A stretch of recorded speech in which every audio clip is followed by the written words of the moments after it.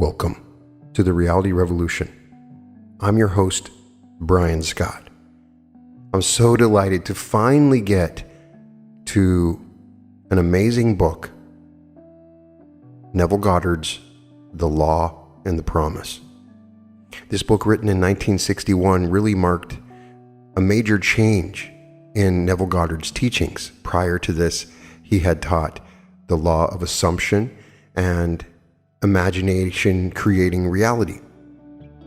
According to Neville Goddard, he had a series of amazing visions and events that seemingly indicated that he was experiencing a Christ-like awakening, and it changed his interpretation of the Bible, and it is very, very fascinating. It is one of the more complicated and confusing aspects of Neville Goddard.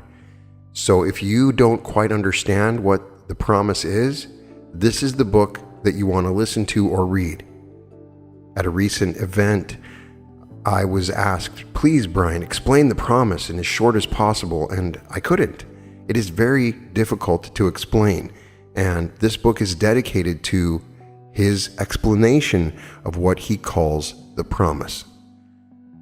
I will definitely be looking at the comments to see what you guys think of it, and there are really two aspects to Neville Goddard. It's the law, which is the law of assumption, where people can create their realities, and then the promise, a series of events that people have that seemingly tell them that they are God. Neville Goddard, The Law and the Promise. And now go write it before them on a tablet and inscribe it in a book, that it may be for the time to come as a witness forever. Isaiah 38. I want to express my sincere appreciation to the hundreds of men and women who have written me, telling me of their use of imagination to create a greater good for others as well as for themselves, that we may be mutually encouraged by each other's faith, a faith which was loyal to the unseen reality of their imaginal acts. The limitation of space does not allow the publication of all the stories in this one volume. In the difficult task of selecting and organizing this material, Ruth Messenger and Julene Brainerd have been of invaluable assistance. Neville. Chapter 1. The Law. Imagining creates reality. Man is all imagination. God is man and exists in us and we in him. The eternal body of man is the imagination that is God himself. Blake. The purpose of the first portion of this book is to show, through actual true stories, how imagining creates reality. Science progresses by way of hypothesis, tentatively tested and afterwards accepted or rejected according to the facts of experience. The claim that imagining creates reality needs no more consideration than is allowed by science. It proves itself in performance. The world in which we live is a world of imagination. In fact, life itself is an activity of imagining. For Blake, wrote Professor Morrison of the University of St. Andrews, the world originates in a divine activity identical with what we know ourselves as the activity of imagination, his task being to open the immortal eyes of man inward into the worlds of thought, into eternity, ever expanding in the bosom of God, the human imagination. Nothing appears or continues in being by a power of its own. Events happen because comparatively stable imaginal activities created them, and they continue in being only as long as they receive such support. The secret of imagining, writes Douglas Fawcett, is the greatest of all problems, to the solution of which the mystic aspires. Supreme power, supreme wisdom, supreme delight lie in the far-off solution of this mystery. When man solves the mystery of imagining, he will have discovered the secret of causation, and that is, imagining creates reality.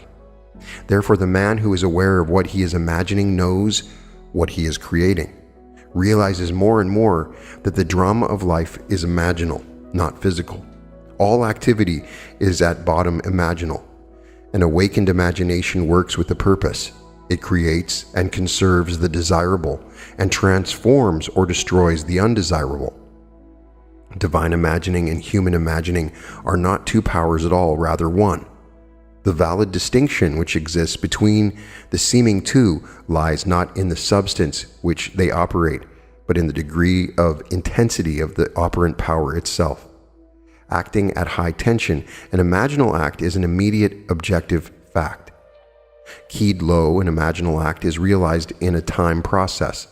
But whether imagination is keyed high or low, it is the ultimate, essentially non-objective reality from which objects are poured forth like sudden fancies. Hermann Kesserling, Count, The Travel Diary of a Philosopher. No object is independent of imagining on some level or levels. Everything in the world owes its character to imagination on one of its various levels. Objective reality, writes Fichte, is solely produced through imagination. Objects seem so independent of our perception of them that we incline to forget they owe their origin to imagination. The world in which we live is a world of imagination, and man, through his imaginal activities, creates the realities and the circumstances of life. This he does either knowingly or unknowingly. Men pay too little attention to this priceless gift. The human imagination, and a gift is practically non-existent unless there is a conscious possession of it and a readiness to use it. All men possess the power to create reality, but this power sleeps as though dead when not consciously exercised. Men live in the very heart of creation, the human imagination, yet are no wiser for what takes place therein. The future will not be fundamentally different from the imaginal activities of man. Therefore, the individual who can summon at will whatever imaginal activity he pleases, and to whom the visions of his imagination are as real as the forms of nature, is master of his fate. The future is the imaginal activity of man in its creative march. Imagining is the creative power, not only of the poet, the artist, the actor, and the orator, but of the scientist, the inventor, the merchant, and the artisan. Its abuse in unrestrained, unlovely image-making is obvious, but its abuse in undue repression breeds a sterility which robs man of actual wealth of experience. Imagining novel solutions to ever more complex problems is far more noble than to run from problems. Life is the continual solution of a continuously synthetic problem. Imagining creates events. The world created out of men's imagining comprises unnumbered warring beliefs. Therefore, there can never be a perfectly stable or static state. Today's events are bound to disturb yesterday's established order. Imaginative men and women invariably unsettle a pre-existing peace of mind. Do not bow before the dictate of facts and accept life on the basis of the world without. Assert the supremacy of your imaginal acts over facts and put all things in subjection to them. Hold fast to your ideal in your imagination. Nothing can take it from you but your failure to persist in imagining the ideal realized. Imagine only such states that are of value or promise well. To attempt to change circumstances before you change your imaginal activity is to struggle against the very nature of things. There can be no outer change until there is first an imaginal change. Everything you do, unaccompanied by an imaginal change, is but futile readjustment of surfaces. Imagining the wish fulfilled brings about a union with that state, and during that union, you behave in keeping with your imaginal change. This shows you that an imaginal change will result in a change of behavior. However, your ordinary imaginal alterations as you pass from one state to another are not transformations because each of them is so rapidly succeeded by another in the reverse direction. But whenever one state grows so stable as to become your constant mood, your habitual attitude, then that habitual state defines your character and is a true transformation. How do you do it? Self-abandonment? That is the secret. You must abandon yourself mentally to your wish fulfilled in your love for that state, and in so doing, live in the new state and no more in the old state. You can't commit yourself to what you do not love. So the secret of self-commission is faith plus love. Faith is believing what is unbelievable. Commit yourself to the feeling of the wish fulfilled, in faith that this act of self-commission will become a reality, and it must become a reality because imagining creates reality. Imagination is both conservative and transformative. It is conservative when it builds its world from images supplied by memory and the evidence of the senses. It is creatively transformative when it imagines things as they ought to be, building its world out of the generous dreams of fancy. In the procession of images, the ones that take precedence, naturally, are those of the senses. Nevertheless, a present sense impression is only an image. It does not differ in nature from a memory image or the image of a wish. What makes a present sense impression so objectively real is the individual's imagination functioning in it and thinking from it, whereas in a memory image or a wish, the individual's imagination is not functioning in it and thinking from it, but is functioning out of it and thinking of it. If you would enter into the image in your imagination, then you would know what it is to be creatively transformative. Then, would you realize your wish? And then you would be happy. Every image can be embodied, but unless you yourself enter the image and think from it, it is incapable of birth. Therefore, it is the height of folly to expect the wish to be realized by the mere passage of time. That which requires imaginative occupancy to produce its effect obviously cannot be effected without such occupancy. You cannot be in one image and not suffer the consequences of not being in another. Imagination is spiritual sensation.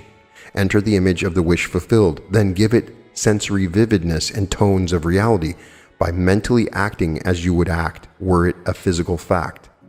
Now, this is what I mean by spiritual sensation. Imagine that you are holding a rose in your hand. Smell it. Do you detect the odor of roses?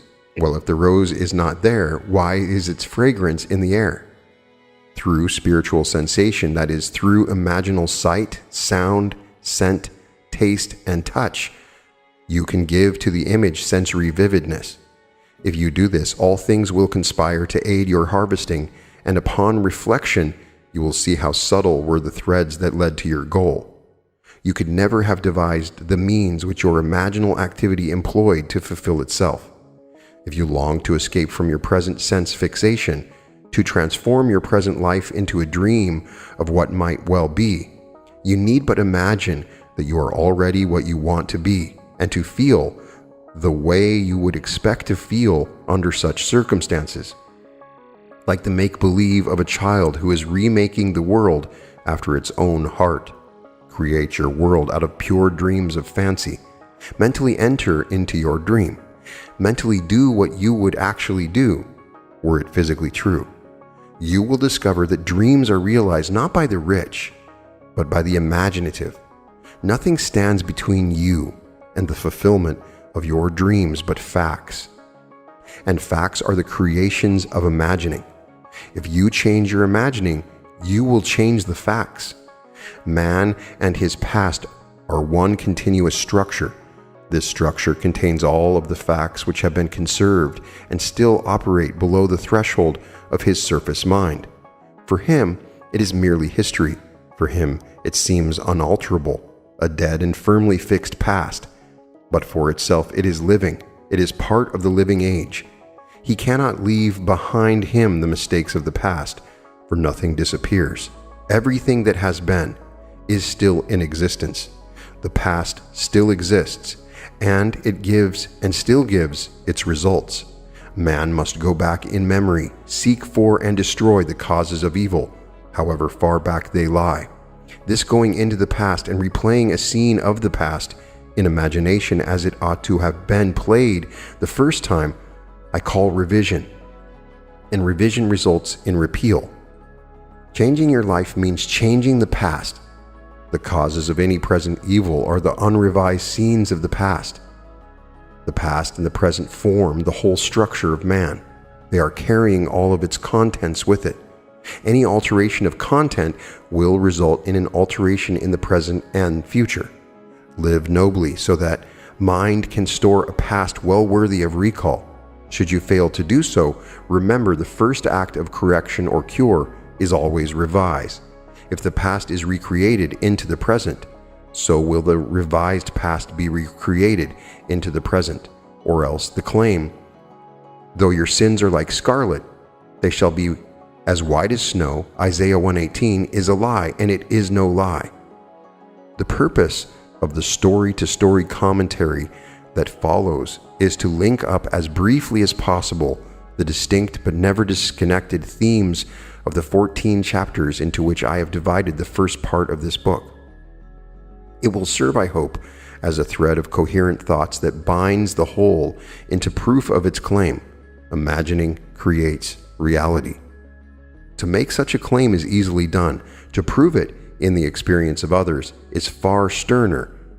To stir you to use the law constructively in your own life, that is the aim of this book.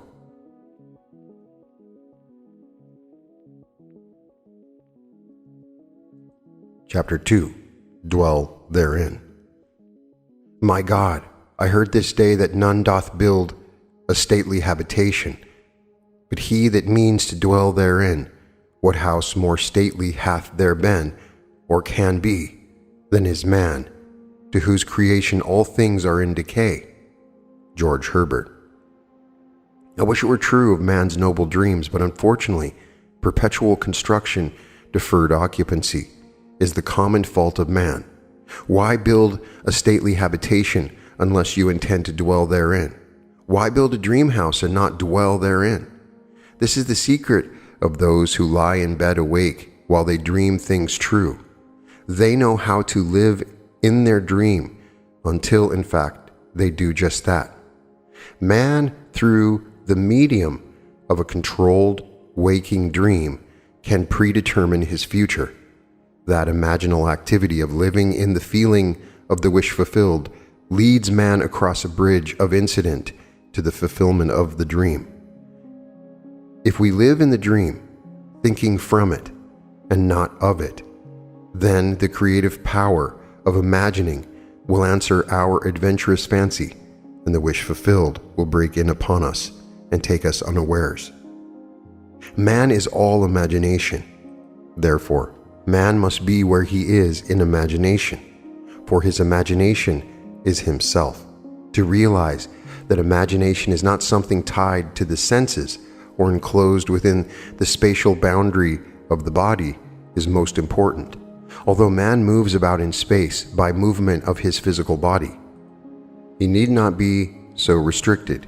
He can move by a change in what he is aware of. However real the scene on which sight rests, man can gaze on one never before witnessed. He can always remove the mountain if it upsets his concept of what life ought to be. This ability to mentally move from things as they are to things as they ought to be is one of the most important discoveries that man can make. It reveals man as a center of imagining with powers of intervention which enable him to alter the course of observed events, moving from success to success through a series of mental transformations of nature, of others, and himself. For many years, a doctor and his wife dreamed about their stately habitation, but not until they imaginatively lived in it did they manifest it. Here is their story. Some 15 years ago, Mrs. M and I purchased a lot on which we built a 2-story building house, our office and living area. We left ample space on the lot for an apartment building, if and when our finances would permit. All those years we were busy paying off our mortgage, and at the end of that time had no money for the additional building we still desired so much. It was true that we had an ample savings account, which meant security for our business, but to use any part of it for a new building would be to jeopardize that security. But now your teaching awakened a new concept, boldly telling us we could have what we most desired through the controlled use of our imagination, and that realizing a desire was made more convincing without money. We decided to put it to a test, to forget about money, and concentrate our attention on the thing we desired most in this world, the new apartment building. With this principle in mind, we mentally constructed the new building as we wanted it, actually drawing physical plans so we could better formulate our mental picture of the completed structure, never forgetting to think from the end, in our case, the completed occupied building.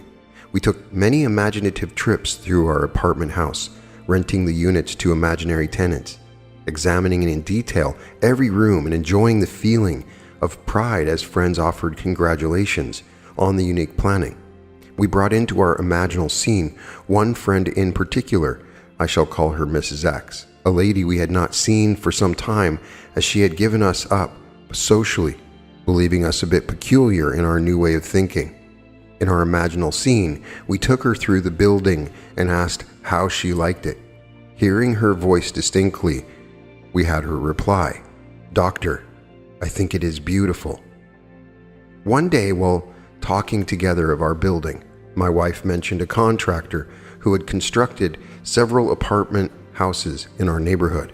We knew of him only by the name that appeared on signs adjacent to buildings under construction, but realizing that if we were living in the end, we would not be looking for a contractor, we promptly forgot this angle.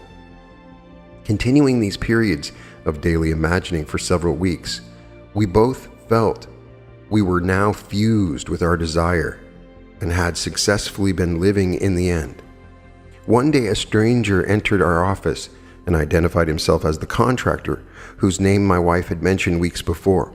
In an apologetic manner, he said, "I don't know why I stopped here. I normally don't go to see people, but rather people come to see me." He explained that he had passed our office often and had wondered why there wasn't an apartment building on the corner lot. We assured him we would like very much to have such a building there, but that we had no money to put into the project, not even the few $100s it would take for plans. Our negative response did not faze him, and seemingly compelled, he began to figure and devise ways and means to carry out the job, unasked and unencouraged by us. Forgetting the incident, we were quite startled when a few days later this man called, informing us that plans were completed and that the proposed building would cost us $30,000. We thanked him politely and did absolutely nothing. We knew that we had been living imaginatively in the end of a completed building, and that imagination would assemble that building perfectly without any outside assistance from us. So we were not surprised when the contractor called again the next day to say he had found a set of blueprints in his files that fitted our needs perfectly with few alterations. This, we were informed, would save us the architect's fees for new plans. We thanked him again and still did nothing. Logical thinkers would insist that such negative response from prospective customers would completely end the matter. Instead, 2 days later, the contractor again called with the news that he had located a finance company willing to cover the necessary loan, with the exception of a few $1,000s. It sounds incredible, but we still did nothing. For remember, to us, this building was completed and rented, and in our imagination, we had not put one penny into its construction. The balance of this tale reads like a sequel to Alice in Wonderland, for the contractor came to our office the next day and said, as though presenting us with a gift, "You people are going to have that new building anyway. I've decided to finance the balance of the loan myself. If this is agreeable, I'll have my lawyer draw up the papers and you can pay me back out of net profits from the rentals." This time, we did do something. We signed the papers and construction began immediately. Most of the apartment units were rented before final completion, and all but one occupied the day of completion. We were so thrilled by the seemingly miraculous events of the past few months that for a while we didn't understand this seeming flaw in our imaginal picture. But knowing what we had already accomplished through the power of imagining, we immediately conceived another imaginal scene, and in it, this time, instead of showing the party through the unit and hearing the words "we'll take it," we ourselves in imagination visited tenants who had already moved in that apartment. We allowed them to show us through the rooms and heard their pleased and satisfied comments. 3 days later, that apartment was rented. Our original imaginary drama had objectified itself in every detail save one, and that one became a reality when 1 month later our friend Mrs. X surprised us with a long overdue visit, expressing her desire to see our new building. Gladly, we took her through, and at the end of the tour, heard her speak the line we had heard in our imagination so many weeks before, as with emphasis on each word she said, "Doctor, I think it is beautiful." Our dream of 15 years was realized, and we know now that it could have been realized any time within those 15 years. If we had known the secret of imagining, how to live in the end of desire, but now it was realized. Our one big desire was objectified, and we did not put 1 penny of our own money into it. Dr. M. Through the medium of a dream, a controlled, waking dream, the doctor and his wife created reality. They learned how to live in their dream house, as in fact now they do. Although help seemingly came from without, the course of events was ultimately determined by the imaginal activity of the doctor and his wife. The participants were drawn into their imaginal drama because it was dramatically necessary that they should be. Their imaginal structure demanded it. All things by a law divine, in one another's being mingle. Percy Bysshe Shelley loves philosophy. The following story illustrates the way in which a lady prepared her stately habitation by imaginatively sleeping in it or dwelling therein. A few months ago, my husband decided to place our home on the market. The main object for the move, which we had discussed many times, was to find a home large enough for the 2 of us, my mother and my aunt, in addition to 10 cats, 3 dogs, and 1 parakeet. Believe it or not, the contemplated move was my husband's idea, as he loved my mother and aunt and said I was at their house most of the time anyway, so why not live together and pay 1 tax bill? I liked the idea tremendously, but I knew that this new home would have to be something very special in size, location, and arrangement, as I insisted on privacy for all concerned. So at the moment, I was undecided whether to sell our present home or not.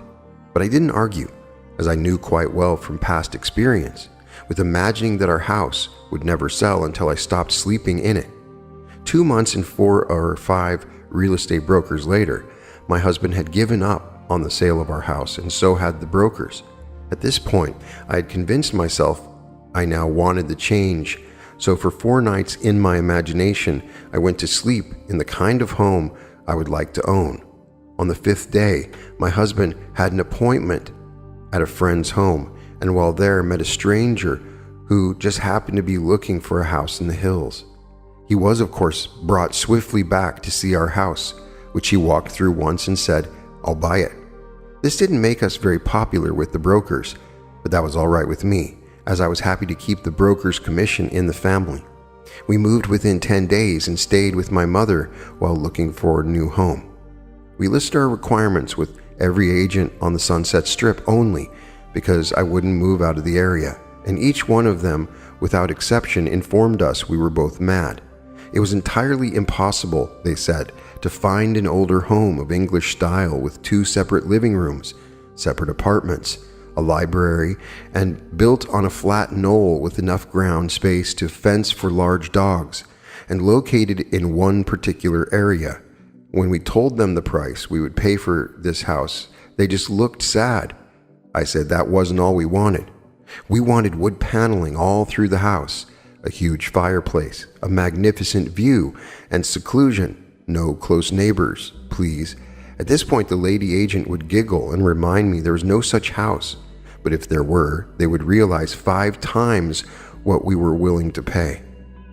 But I knew there was such a house because my imagination had been sleeping in it. And if I am my imagination, then I had been sleeping in it.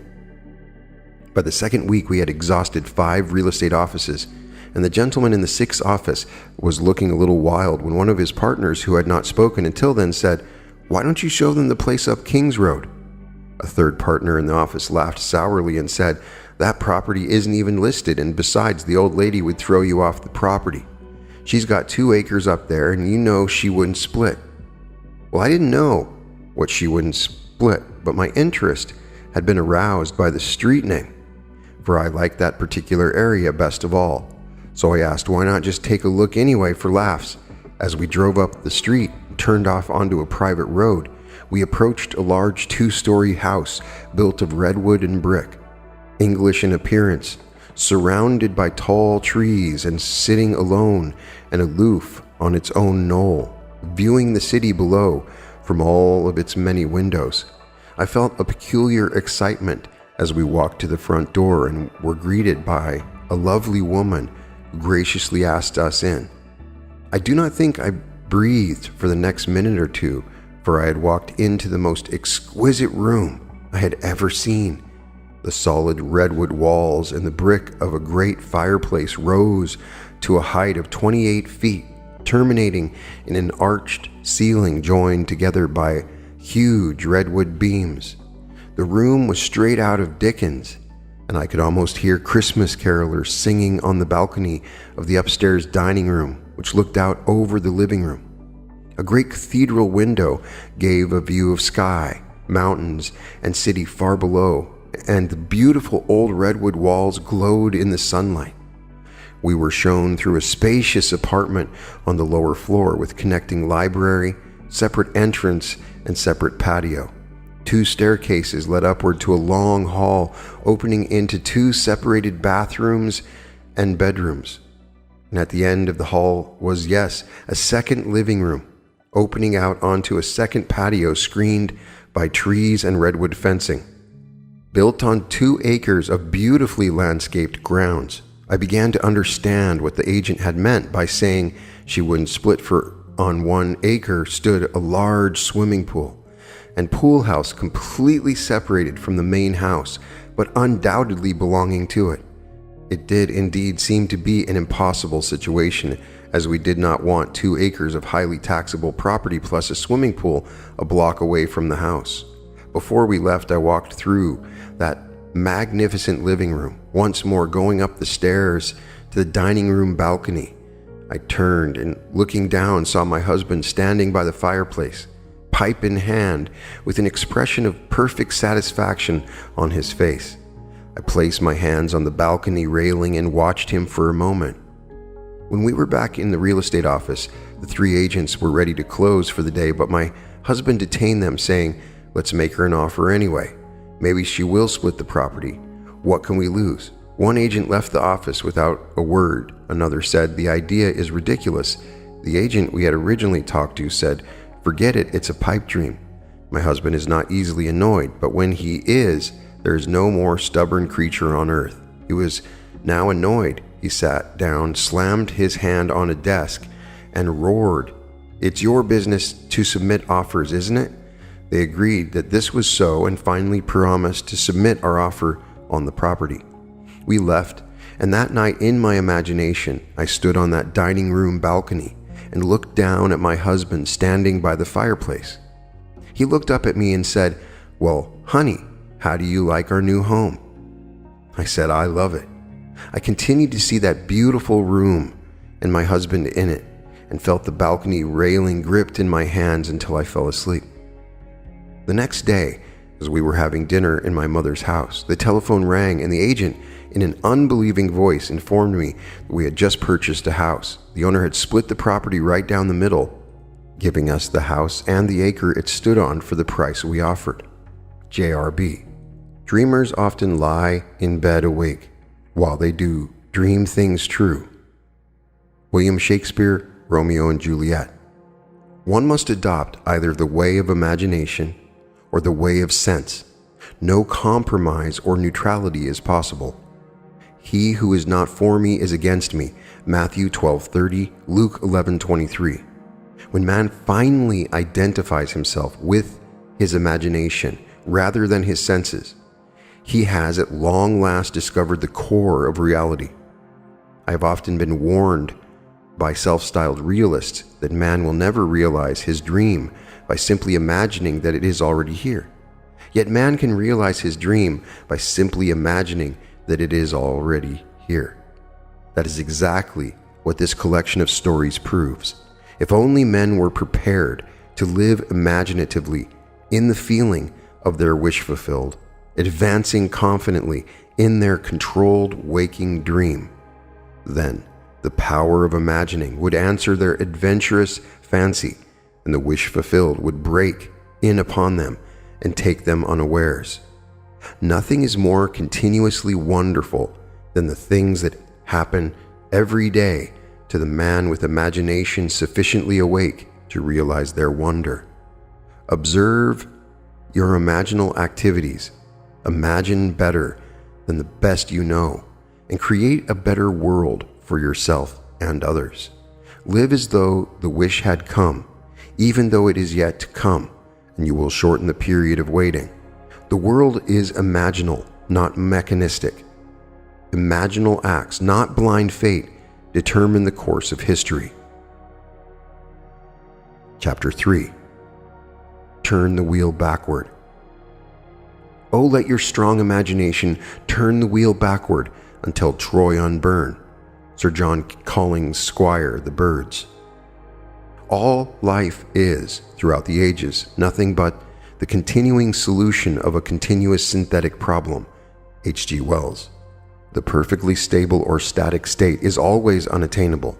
The end, attained objectively, always realizes more than the end the individual originally had in view. This in turn creates a new situation of inner conflict, needing novel solutions to force man along the path of creative evolution. His touch is infinite and lends a yonder to all ends. George Meredith, Hymn to Color. Today's events are bound to disturb yesterday's established order. The creatively active imagination invariably unsettles a pre-existing peace of mind. The question may arise as to how, by representing others to ourselves as better than they really were, or mentally rewriting a letter to make it conform to our wish, or by revising the scene of an accident, the interview with the employer, and so on, could change what seems to be the unalterable facts of the past.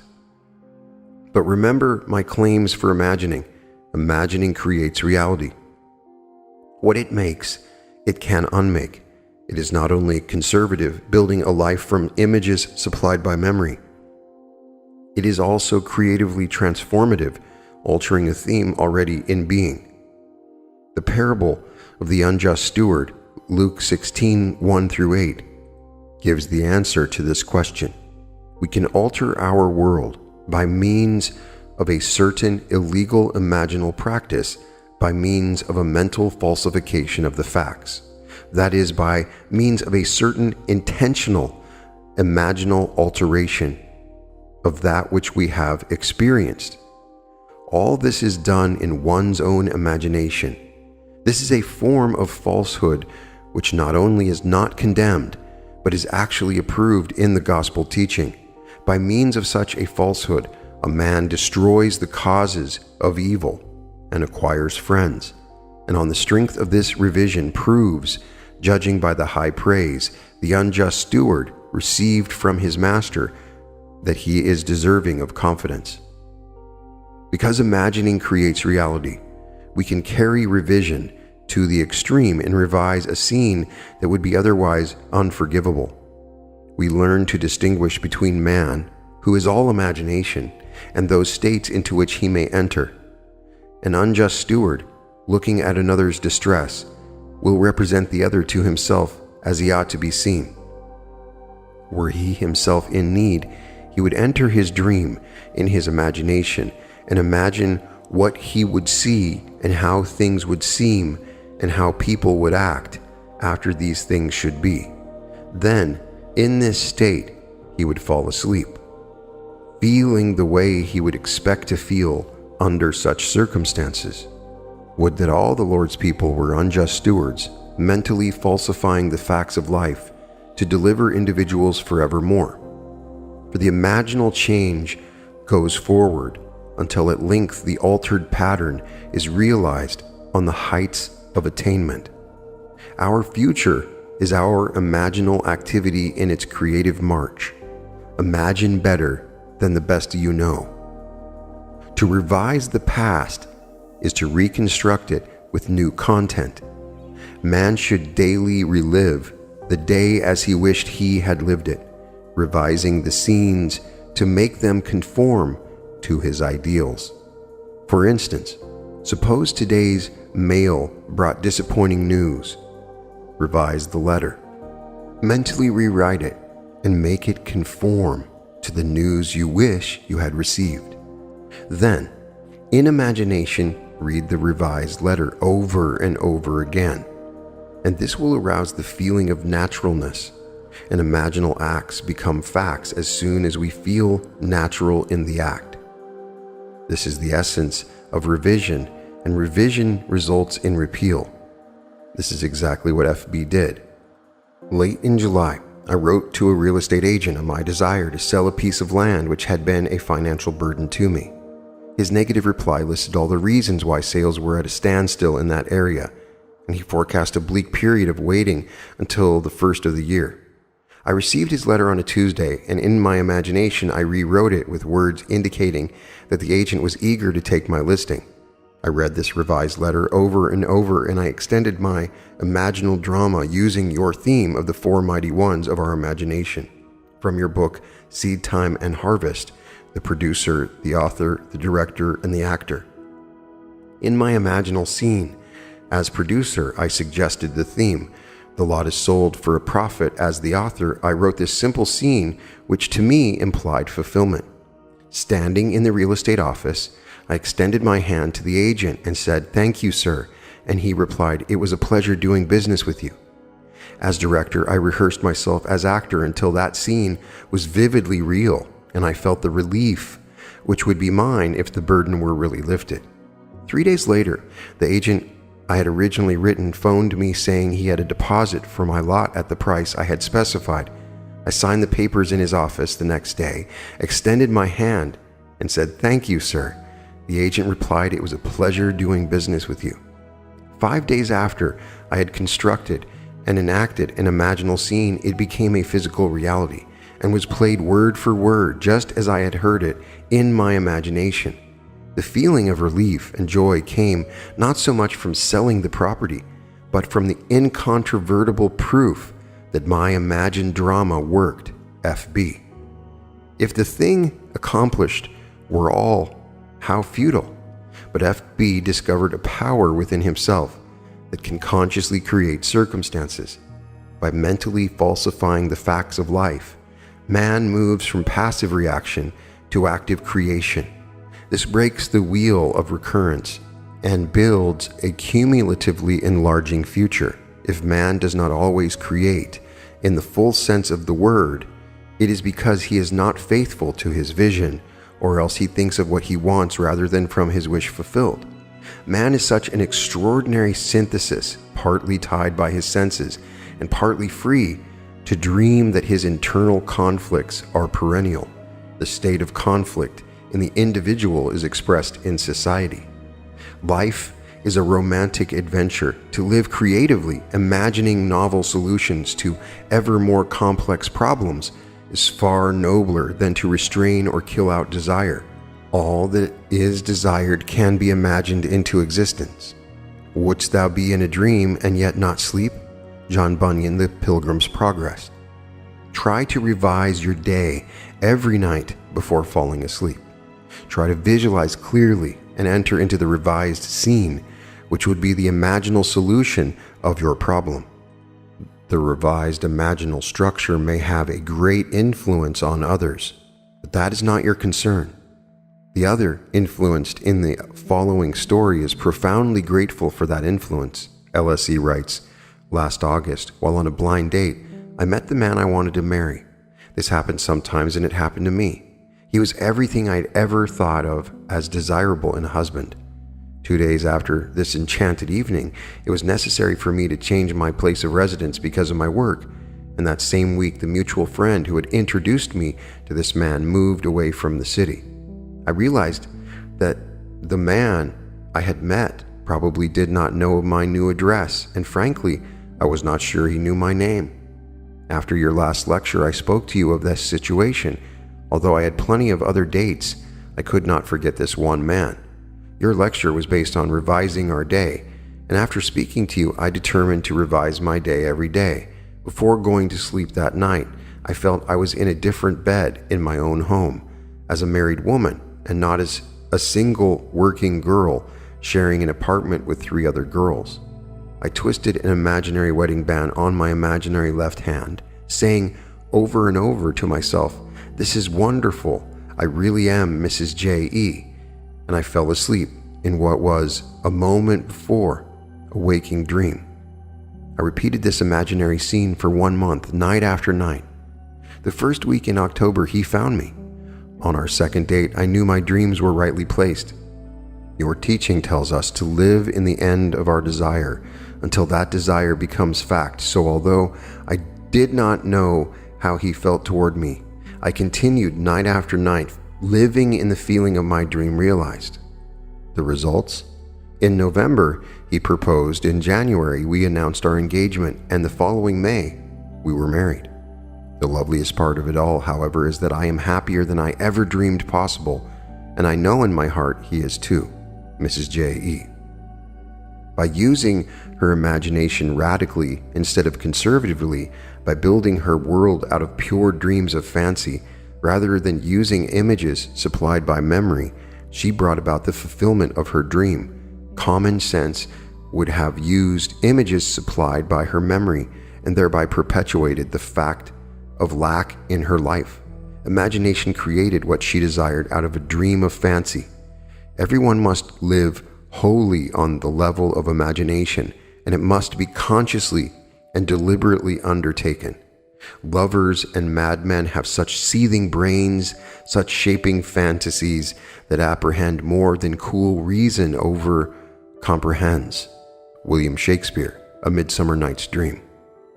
If our time of revision be well spent, we need not worry about results. Our fondest hopes will be realized. Art thou real, earth? Am I? In whose dream do we exist?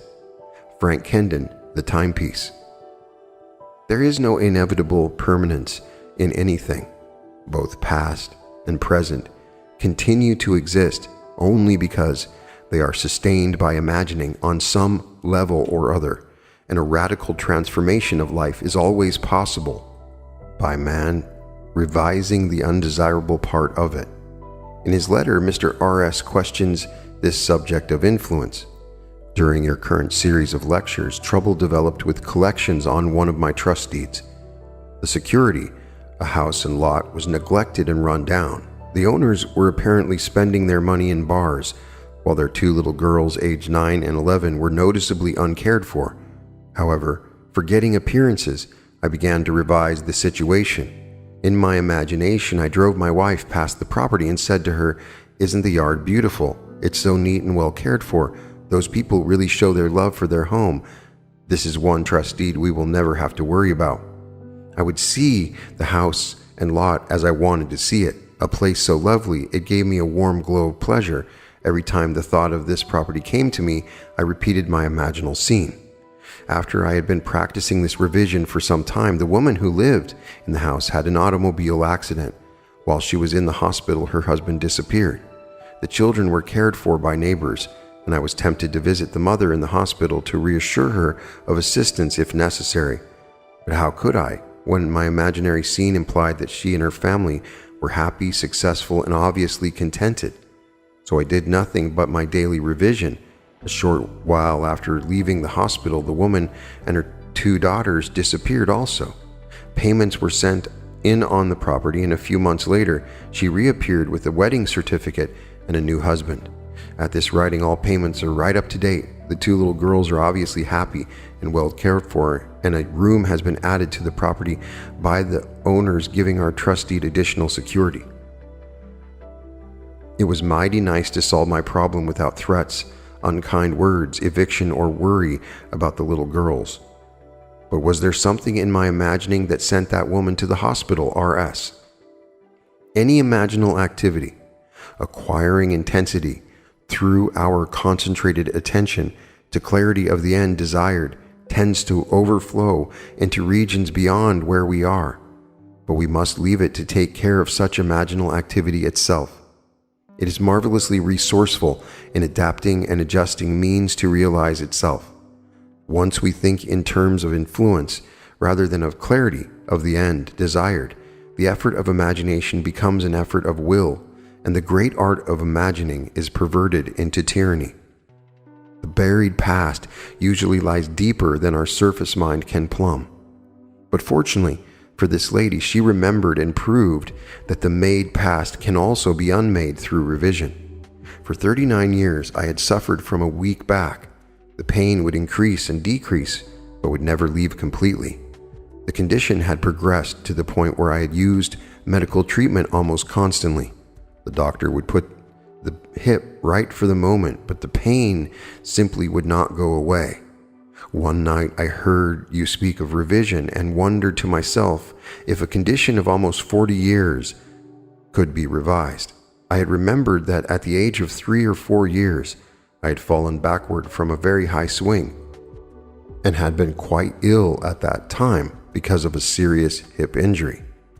From that time on, I had never been completely free from pain and had paid money $1 to alleviate the condition to no avail.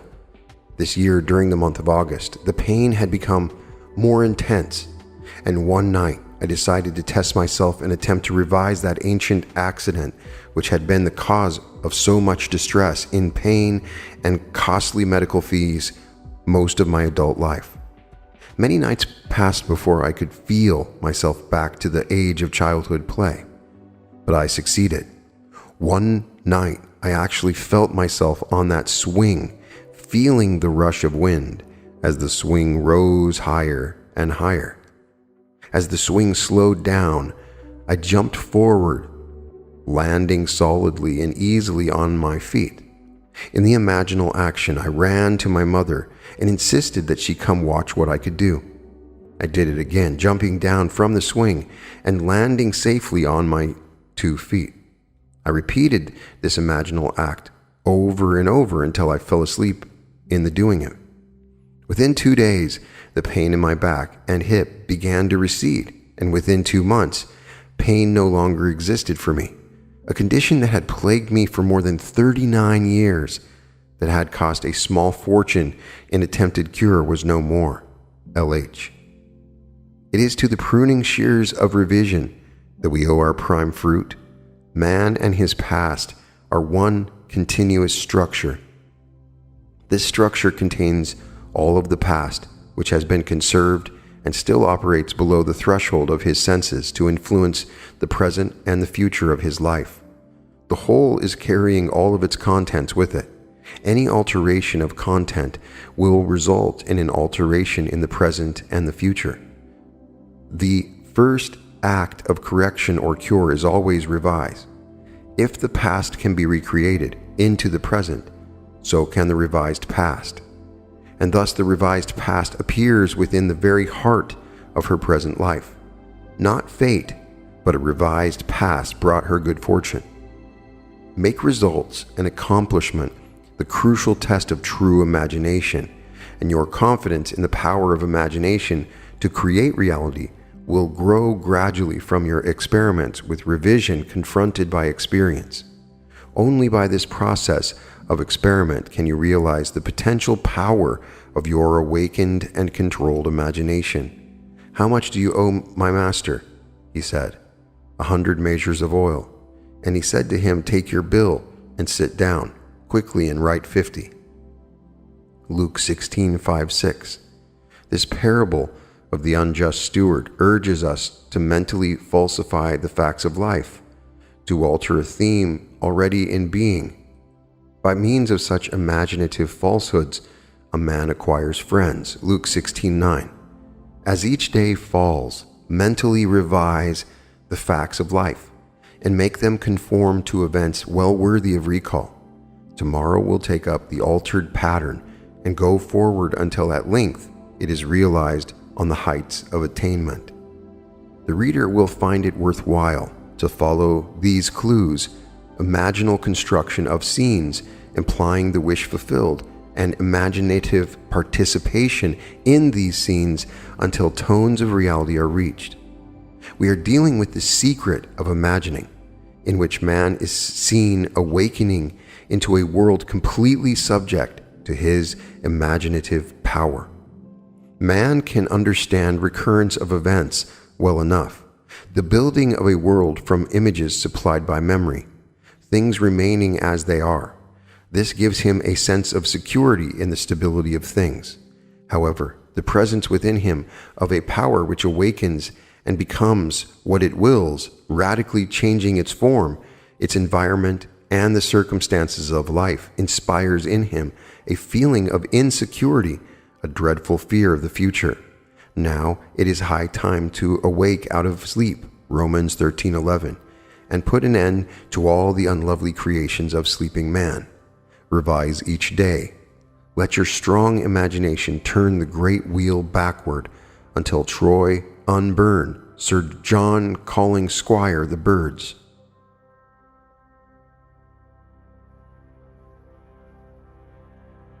Chapter 4.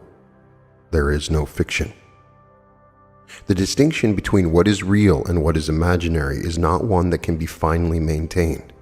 All existing things are, in an intangible sense, imaginary. John S. Mackenzie. There is no fiction. If an imaginal activity can produce a physical effect, our physical world must be essentially imaginal. To prove this would require merely that we observe our imaginal activities and watch to see whether or not they produce corresponding external effects. If they do, then we must conclude that there is no fiction. Today's imaginal drama, fiction, becomes tomorrow's fact.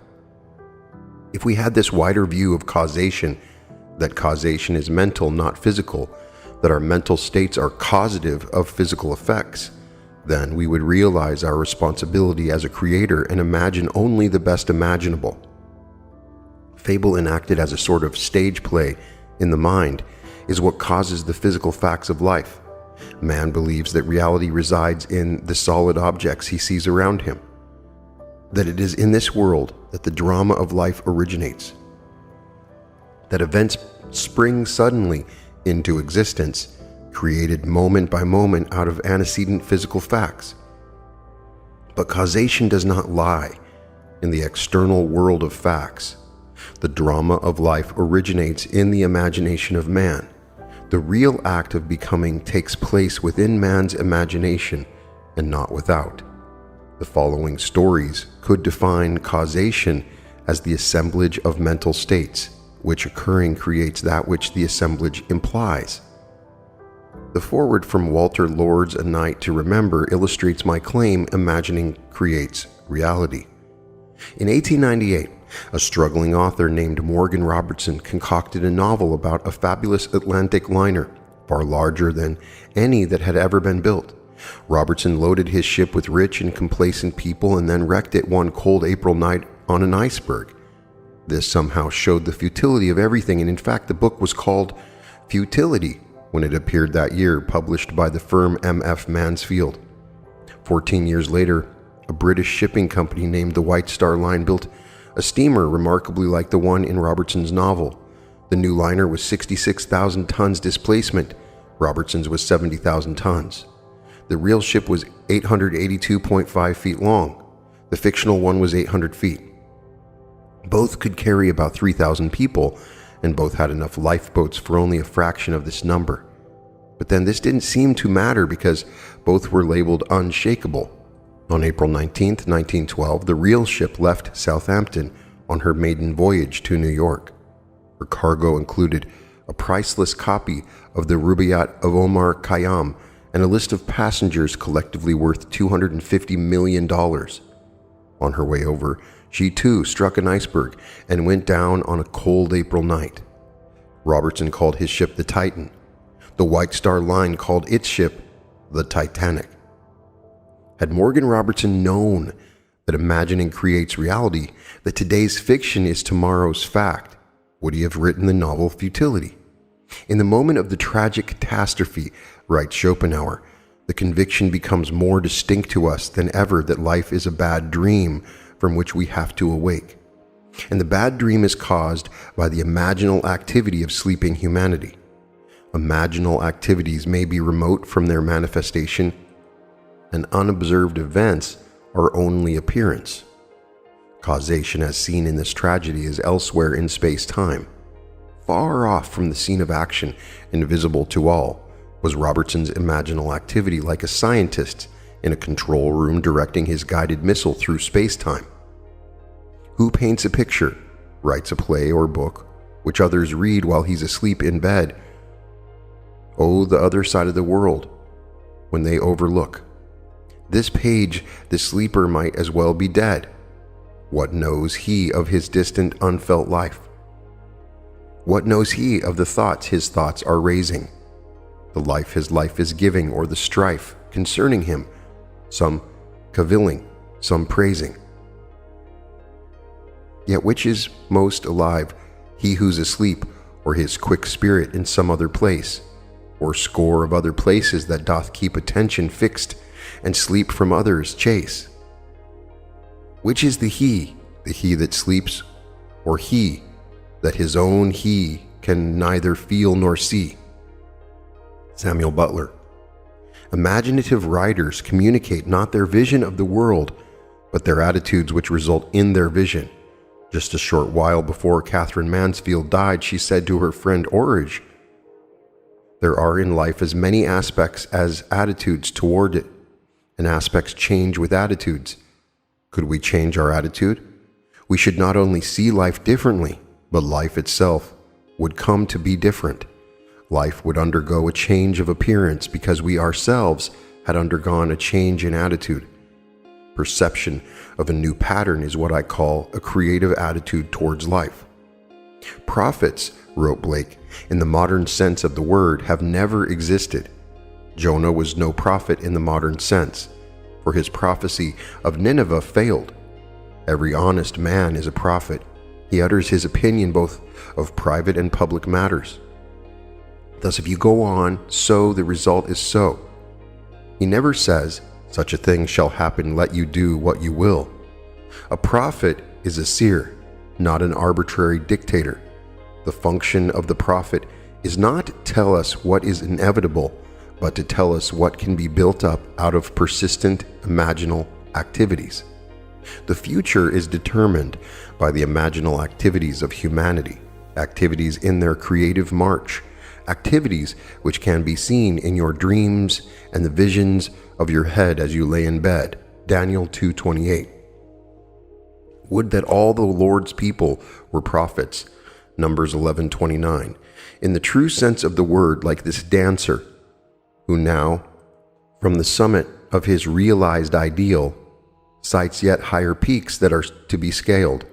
After you have read this story, you will understand why he is so confident that he can predetermine any materialistic future he desires, and why he is equally sure that others give reality to what were otherwise a mere figment of his imagination, that there exists and can exist nothing outside imagining on some level or other.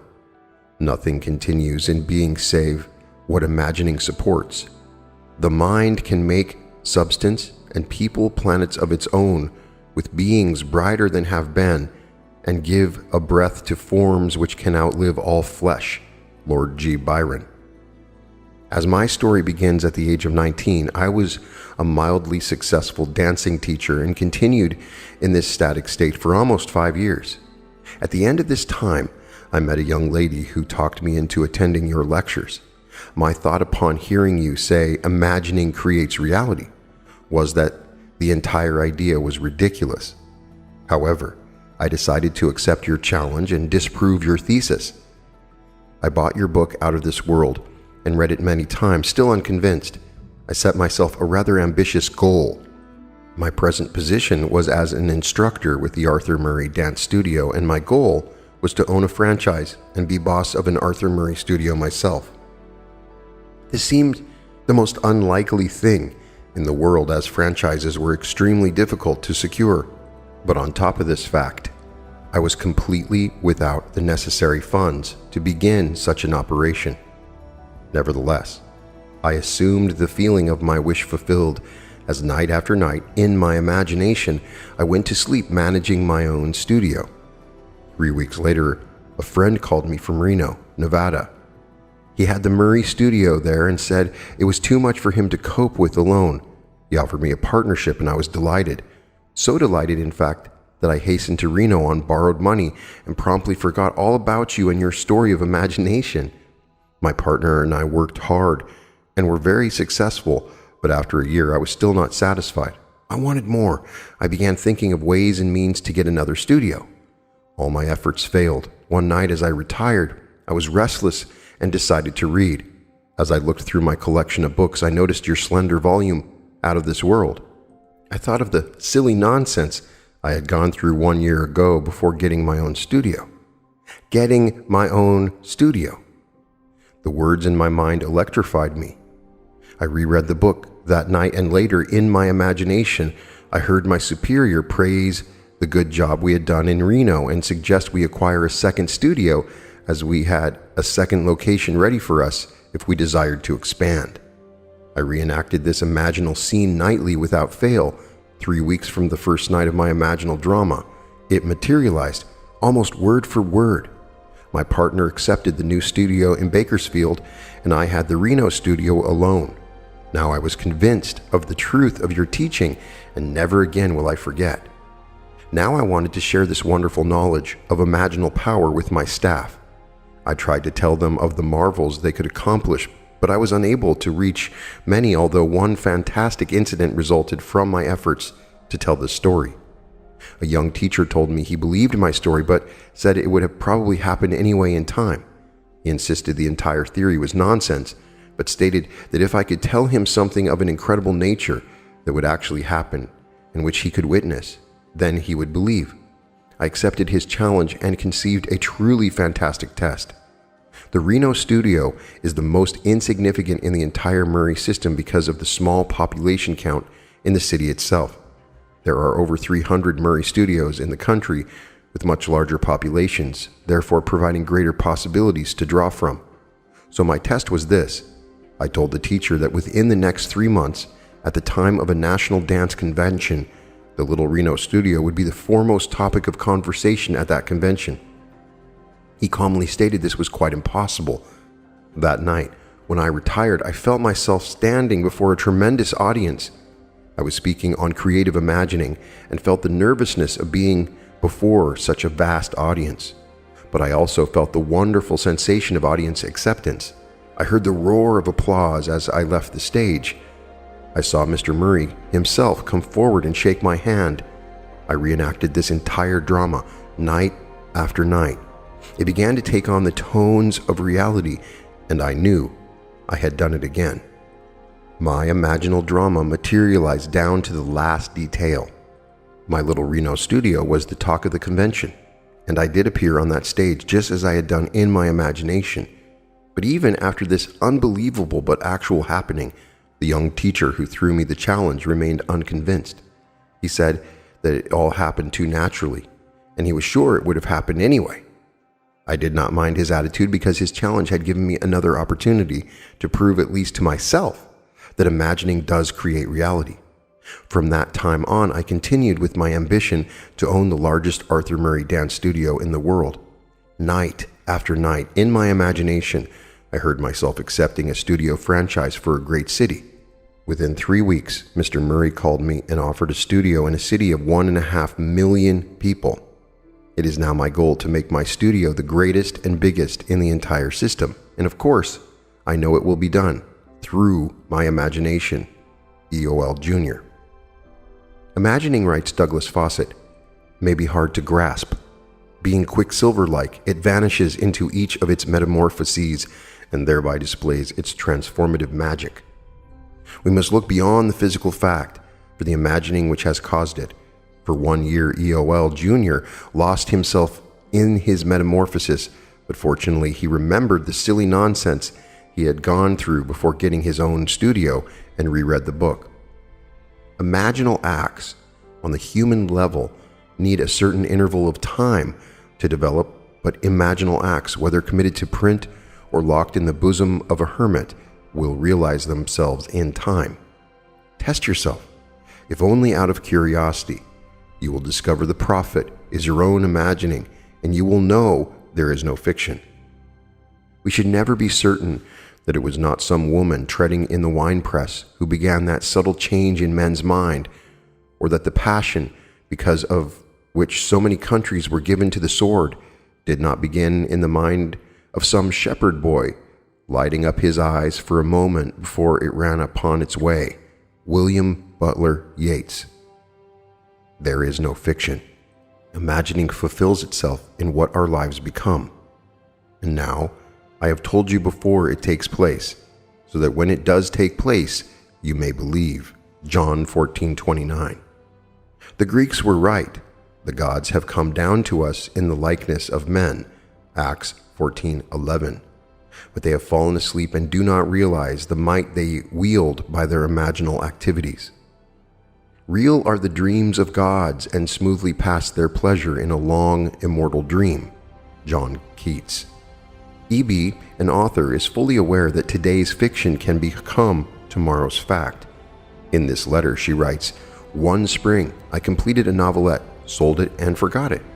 Not until many long months later did I sit down and nervously compare some facts in my fiction with some facts in my life.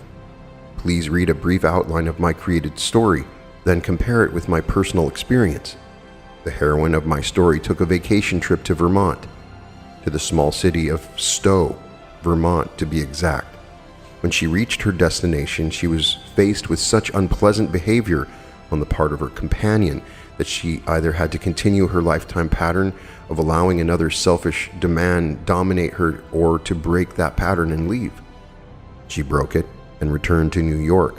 When she returned, and the story continues, events took shape in a proposal of marriage which she happily accepted.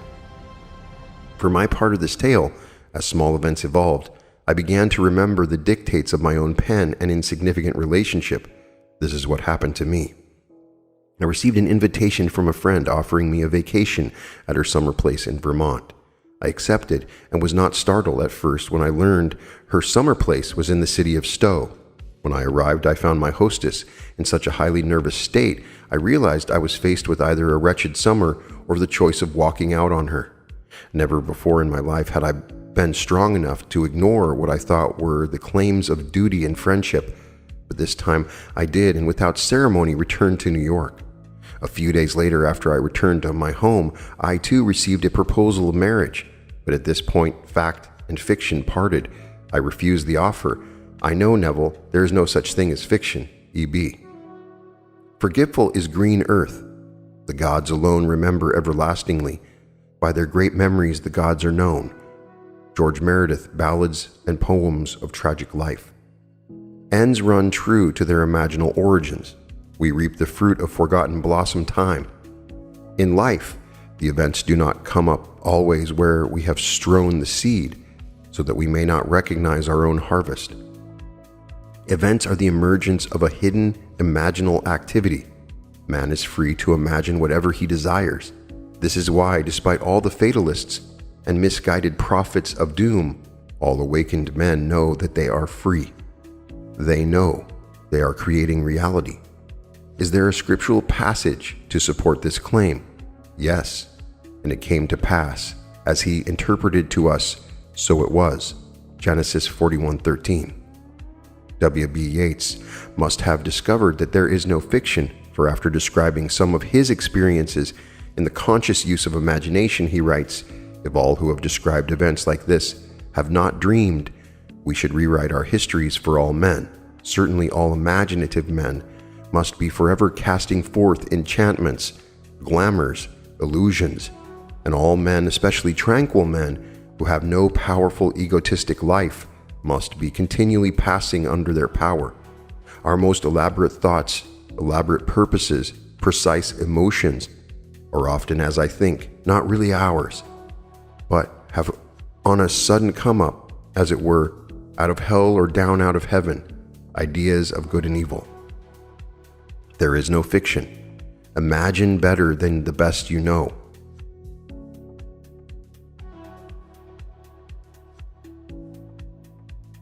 Chapter 5. Subtle Threads. All you behold, though it appears without, it is within, in your imagination, of which this world of mortality is but a shadow. Blake. Nothing appears or continues in being by a power of its own. Events happen because comparatively stable imaginal activities created them, and they continue in being by virtue of the support they receive from such imaginal activities. The part which imagining the wish fulfilled plays in consciously creating circumstances is obvious in this series of stories. You will see how the telling of one story of the successful use of imagination can serve as a spur and a challenge to others to try it and see. One night, a gentleman rose in my audience. He said that he had no question to ask, but would like to tell me something. This was his story. When he came out of the armed forces after World War II, he got a job that gave him take-home pay of $25 a week. After 10 years, he was making $600 a month. At that time, he bought my book Awakened Imagination and read the chapter The Pruning Shears of Revision. Through the daily practice of revision, as set forth there, he was able to tell my audience 2 years later that his income was equal to that of the President of the United States. In my audience sat a man who by his confession was broke. He had read the same book, but he suddenly realized he had done nothing with the use of his imagination to solve his financial problem. He decided he would try to imagine himself as the winner of the 5-10 pool at Caliente racetrack. In his words, in this pool one attempts to pick winners in the 5th through the 10th races. So this is what I did. In my imagination, I stood sorting my tickets and feeling as I did so that I had each of the 6 winners. I enacted this scene over and over in my imagination until I actually felt goose pimples. Then I saw the cashier giving me a large sum of money, which I placed beneath my imaginary shirt. This was my entire imaginal drama. And for 3 weeks, night after night, I enacted this scene and fell asleep in the action. After 3 weeks, I traveled physically to the Caliente racetrack, and on that day, every detail of my imaginative play was actually realized. The only change in the scene was that the cashier gave me a check for a total of $84,000 instead of currency. TK. After my lecture the night this story was told, a man in the audience asked me if I thought it possible for him to duplicate TK's experience. I told him he must decide the circumstances of his imaginal scene himself, but that whatever scene he chose, he must create a drama he could make natural to himself and imagine the end intently with all the feeling he could muster. He must not labor for the means to the end, but live imaginatively in the feeling of the wish fulfilled. 1 month later, he showed me a check for $16,000, which he had won in another 5-10 pool at the same Caliente racetrack the previous day. This man had a sequel to his most interesting duplication of TK's good fortune. His first win took care of his immediate financial difficulties, although he wanted more money for future family security. Also, and more important to him, he wanted to prove that this had not been an accident. He reasoned that if his good luck could happen a second time in succession, the so-called law of percentages would give way to proof for him that his imaginal structures were actually producing this miraculous reality. And so he dared to put his imagination to a second test. He continues, I wanted a sizable bank account, and this to me meant seeing a large balance on my bank statements. Therefore, in my imagination, I enacted a scene which took me into 2 banks. In each bank, I would see an appreciative smile meant for me from the bank manager as I walked into his establishment, and I would hear the teller's cordial greeting. I would ask to see my statement. In one bank, I saw a balance of $10,000. In the other bank, I saw a balance of $15,000. My imaginal scene did not end there. Immediately after seeing my bank balances, I would turn my attention to my horse racing system, which through a progression of 10 steps would bring my winnings to $11,533 with a starting capital of $200.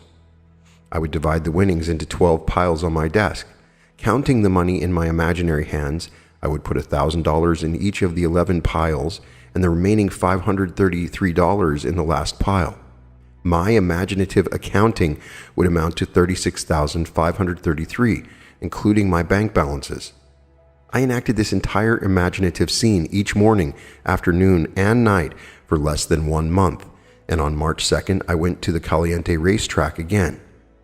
I made out my tickets, but strangely enough, and not knowing why I did so, I duplicated 6 more tickets exactly like the 6 already made out, but in the 10th selection, I made a mistake and copied 2 tickets twice. As the winners came in, I held 2 of them, each paying $16,423.50. I also had 6 consolation tickets, each paying $656.80. The combined total amounted to $36,788. My imaginary accounting 1 month before had totaled $36,533. 2 points of interest, most profound to me, were that by seeming accident, I had marked 2 winning tickets identically, and also that at the end of the 9th race, which was one of the major winners, the trainer attempted to scratch the horse, but the stewards denied the trainer's request. AJF. How subtle were the threads that led to his goal? Results must testify to our imagining, or we really are not imagining the end at all. AJF faithfully imagined the end, and all things conspired to aid his harvesting. His mistake in copying a winning ticket twice, and the steward's refusal to allow the trainer's request were events created by the imaginal drama to move the plan of things forward to its goal. Chance, wrote Belfort Bax, may be defined as that element in the reality change that is in the flowing synthesis of events, which is irreducible to law or the casual category. To live wisely, we must be aware of our imaginal activities, or at any rate, of the end which they are tending. We must see to it that it is the end we desire. Wise imagining identifies itself only with such activities that are of value or promise well. However, much man seems to be dealing with the material world. He is actually living in a world of imagination when he discovers that it is not the physical world of facts, but imaginal activities which shape his life. Then the physical world will no longer be the reality, and the world of imagination no longer the dream. Does the road wind uphill all the way? Yes, to the very end. Will the day's journey take the whole long day? From morn to night, my friend. Christina Georgina Rossetti, Uphill.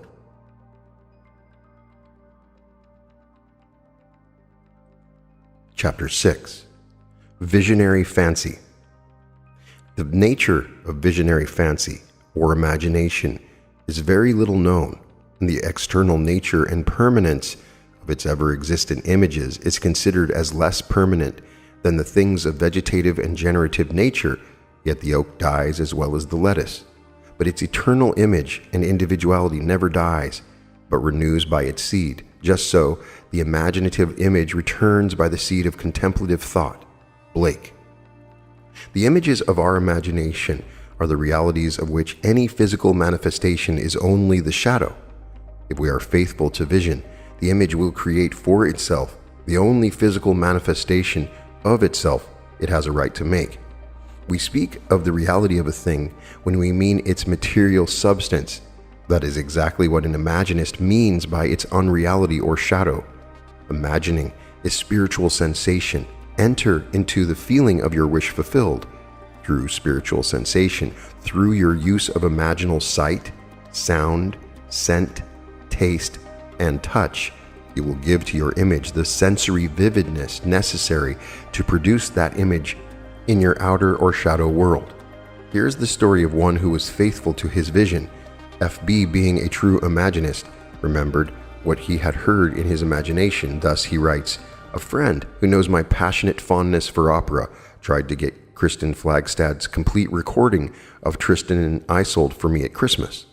In over a dozen record stores, he was told the same thing. RCA Victor is not reissuing this recording, and there have been no copies available since June. On December 27th, I determined to prove your principle again by getting the album I desired so intensely. Lying down in my living room, I mentally walked into a record shop I patronize and asked the one salesman whose face and voice I could recall, 'Do you have Flagstad's complete Isolde?' He replied, 'Yes, I have.' That ended the scene, and I repeated it until it was real to me. Late that afternoon, I went to that record shop to physically enact the scene. Not one detail supplied by the senses had encouraged me to believe I could walk out of that shop with those records. I had been told last September by the same salesman in the same shop the same story my friend had received there before Christmas. Approaching the salesman I had seen in imagination that morning, I said, "Do you have Flagstad's Complete Eye Sold?" He replied, "No, we haven't." Without saying anything audible to him, I said inwardly, "That's not what I heard you say." As I turned to leave the shop, I noticed on a top shelf what I thought to be an advertisement of this set of records and remarked to the salesman, "If you don't have the merchandise, you shouldn't advertise it." "That's right," he replied, and as he reached up to take it down, discovered it to be a complete album with all 5 records. The scene wasn't played exactly as I had constructed it, but the result confirmed what my imagined scene implied. "How can I thank you? FB." After reading FB's letter, we must agree with Anthony Eden that an assumption, though false, if persisted in, will harden into fact. FB's fancy fusing with the sense field of the record shop enriched aspects of it and made them his, what he perceived. Our future is our imagining in its creative march. FB used his imagination for a conscious purpose, representing life as he desired it to be, and thereby affecting life instead of merely reflecting it. So sure was he that his imaginal drama was the reality and the physical act but a shadow, that when the salesman said, "No, we haven't," FB mentally said, "That's not what I heard you say." He not only remembered what he had heard, but he was still remembering it. Imagining the wish fulfilled is the seeking that finds, the asking that receives, the knocking to which is opened. He saw and heard what he desired to see and hear, and would not take "No, we haven't" for an answer. The imaginist dreams while awake. He is not the servant of his vision, but the master of the direction of his attention. Imaginative constancy controls perception of events in space-time. Unfortunately, most men are ever-changing like a joyless eye that finds no object worth its constancy. Percy Bysshe Shelley, To the Moon. Mrs. G.R. too had imaginatively heard what she wanted to physically hear and knew the outer world must confirm it. This is her story. Some time ago, we advertised our home for sale, which was necessary for us to buy a larger property on which we had placed a deposit. Several people would have bought our home immediately, but we were obliged to explain that we could not close any deal until we learned whether or not our offer for the property we wanted had been accepted. At this time, a broker called and literally begged us to allow him to show our home to a client of his who was eager for this location and would be glad to pay even more than we were asking. We explained our situation to the broker and to his client. They both stated they did not mind waiting for our deal to be consummated. The broker asked us to sign a paper which he said was not binding in any way, but would give him first chance at the sale if our other deal went through. We signed the paper and later learned that in California real estate law, nothing could have been more binding. A few days later, our deal for this new property fell through, so we notified this broker, and his verbal response was, "Well, just forget it." 2 weeks later, he filed suit against us for $1,500 commission. Trial date was set, and we asked for a jury trial.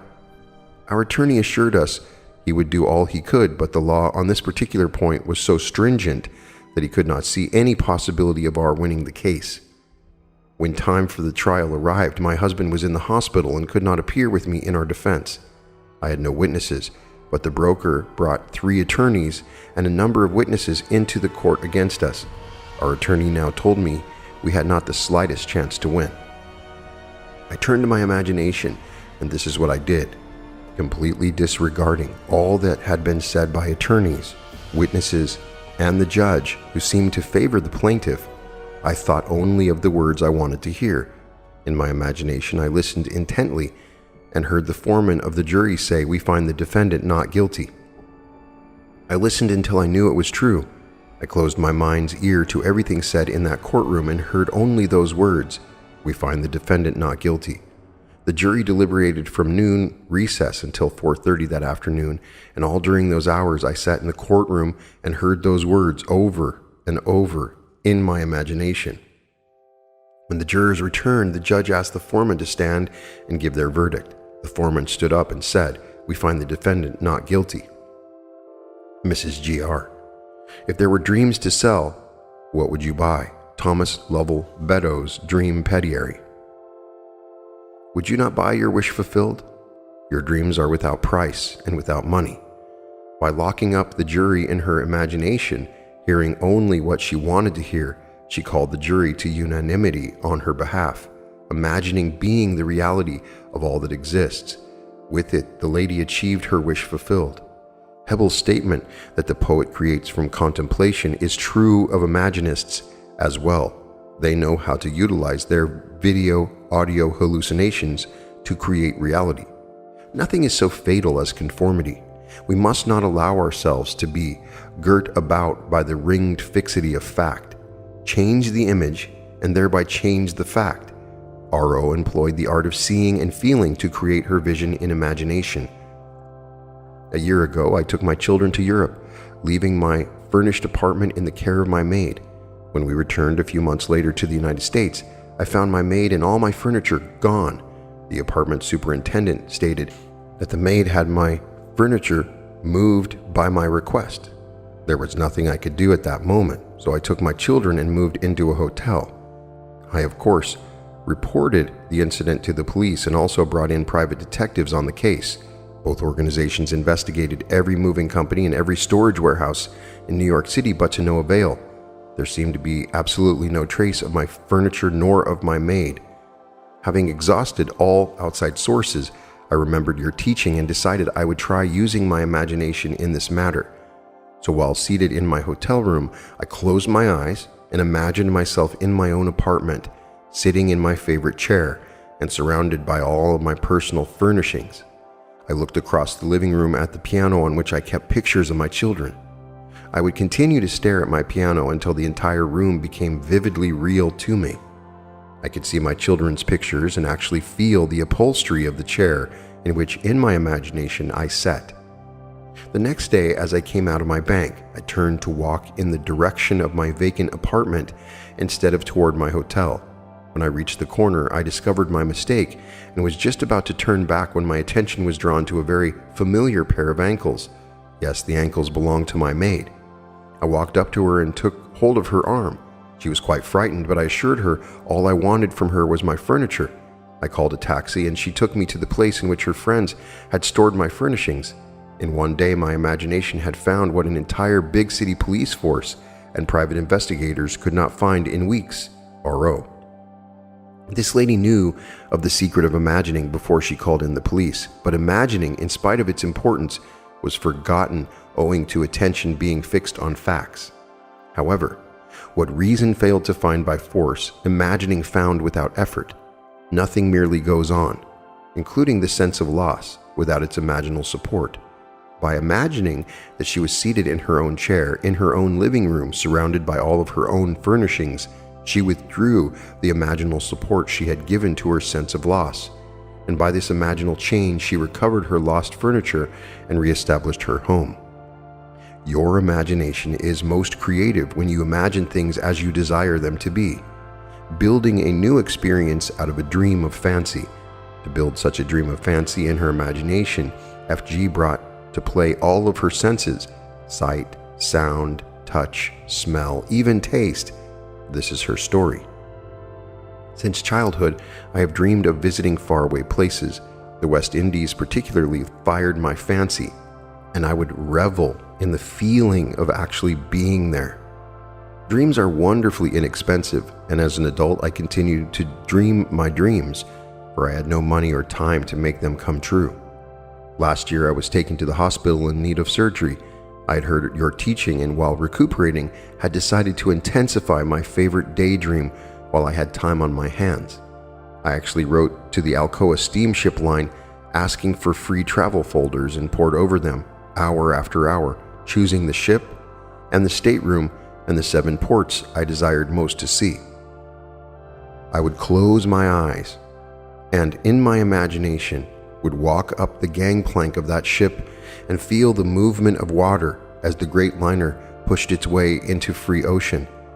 I heard the thud of waves breaking against the sides of the ship, felt the steaming warmth of a tropical sun on my face, and smelled and tasted salt in the air as we sailed through blue waters. For one solid week confined to a hospital bed, I lived the free and happy experience of actually being on that ship. Then, the day before my release from the hospital, I tucked the colored folders away and forgot them.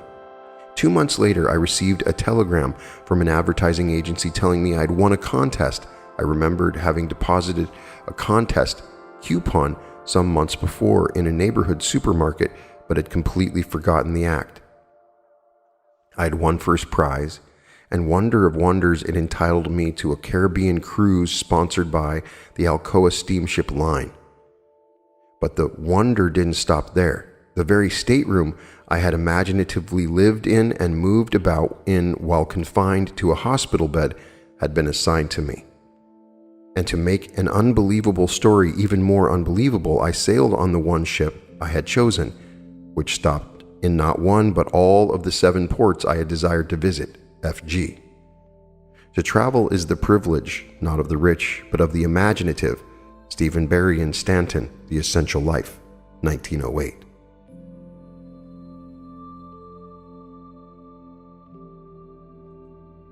Chapter 7. Moods. This is an age in which the mood decides the fortunes of people rather than the fortunes decide the mood. Sir Winston Churchill. Men regard their moods far too much as effects and not sufficiently as causes. Moods are imaginal activities without which no creation is possible. We say that we are happy because we have achieved our goal. We do not realize that the process works equally well in the reverse direction, that we shall achieve our goal because we have assumed the happy feeling of the wish fulfilled. Moods are not only the result of the conditions of our life, they are also the causes of those conditions.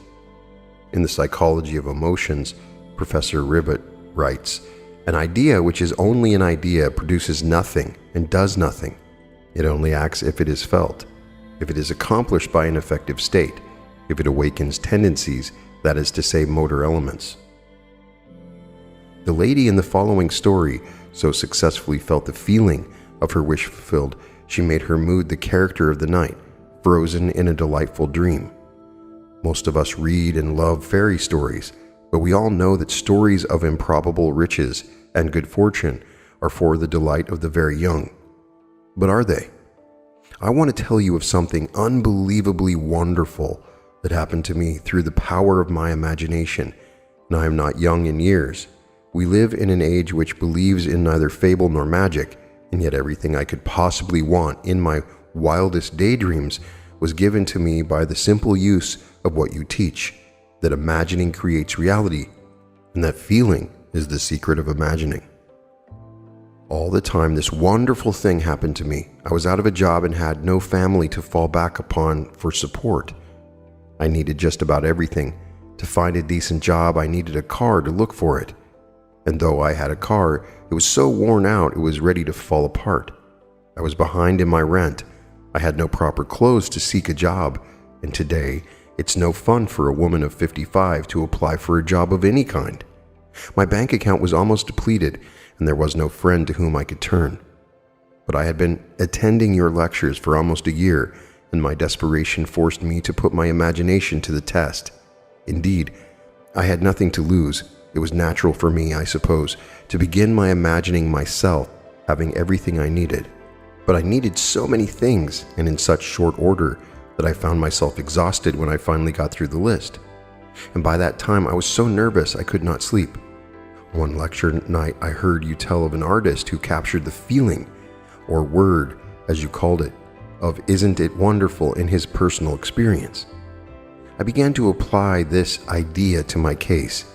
Instead of thinking of and imagining every article I needed, I tried to capture the feeling that something wonderful was happening to me. Not tomorrow, not next week, but right now. I would say over and over to myself as I fell asleep, "Isn't it wonderful? Something marvelous is happening to me now." And as I fell asleep, I would feel the way I would expect to feel under such circumstances. I repeated that imaginary action and feeling for 2 months, night after night. And one day in early October, I met a casual friend I hadn't seen for months who informed me he was about to leave on a trip to New York. I had lived in New York many years ago, and we talked of the city a few moments and then parted. I completely forgot the incident. 1 month later, to the day, this man called at my apartment and simply handed me a certified check in my name for $2,500. After I got over the initial shock of seeing my name on a check for so much money, the story that unfolded seemed to me like a dream. It concerned a friend I had not seen nor heard from in more than 25 years. This friend of my past, I now learned, had become extremely wealthy in those 25 years. Our mutual acquaintance, who had brought the check to me, had met him quite by accident during the trip to New York last month. During their conversation, they spoke of me, and for reasons I was not to know, and to this day, I have not heard from him personally and have never attempted to contact him. This old friend decided to share a portion of his great wealth with me. For the next 2 years, from the office of his attorney, I received monthly checks so generous in amount they not only covered every necessary requirement of daily living, but left much over for all the lovely things of life: a car, clothes, a spacious apartment, and best of all, no need to earn my daily bread. This past month, I received a letter and some legal papers to be signed, which provide the continuation of this monthly income for the rest of my natural life. TK. If the fool would persist in his folly, he would become wise. William Blake. Sir Winston calls on us to act on the assumption that we already possess that which we sought, to assume a virtue if we have it not.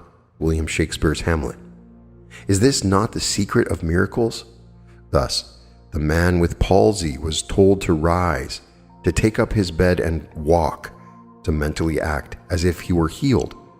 Matthew 9:1-8, Mark 2:1-13, Luke 5:18-25, John 5:1-17.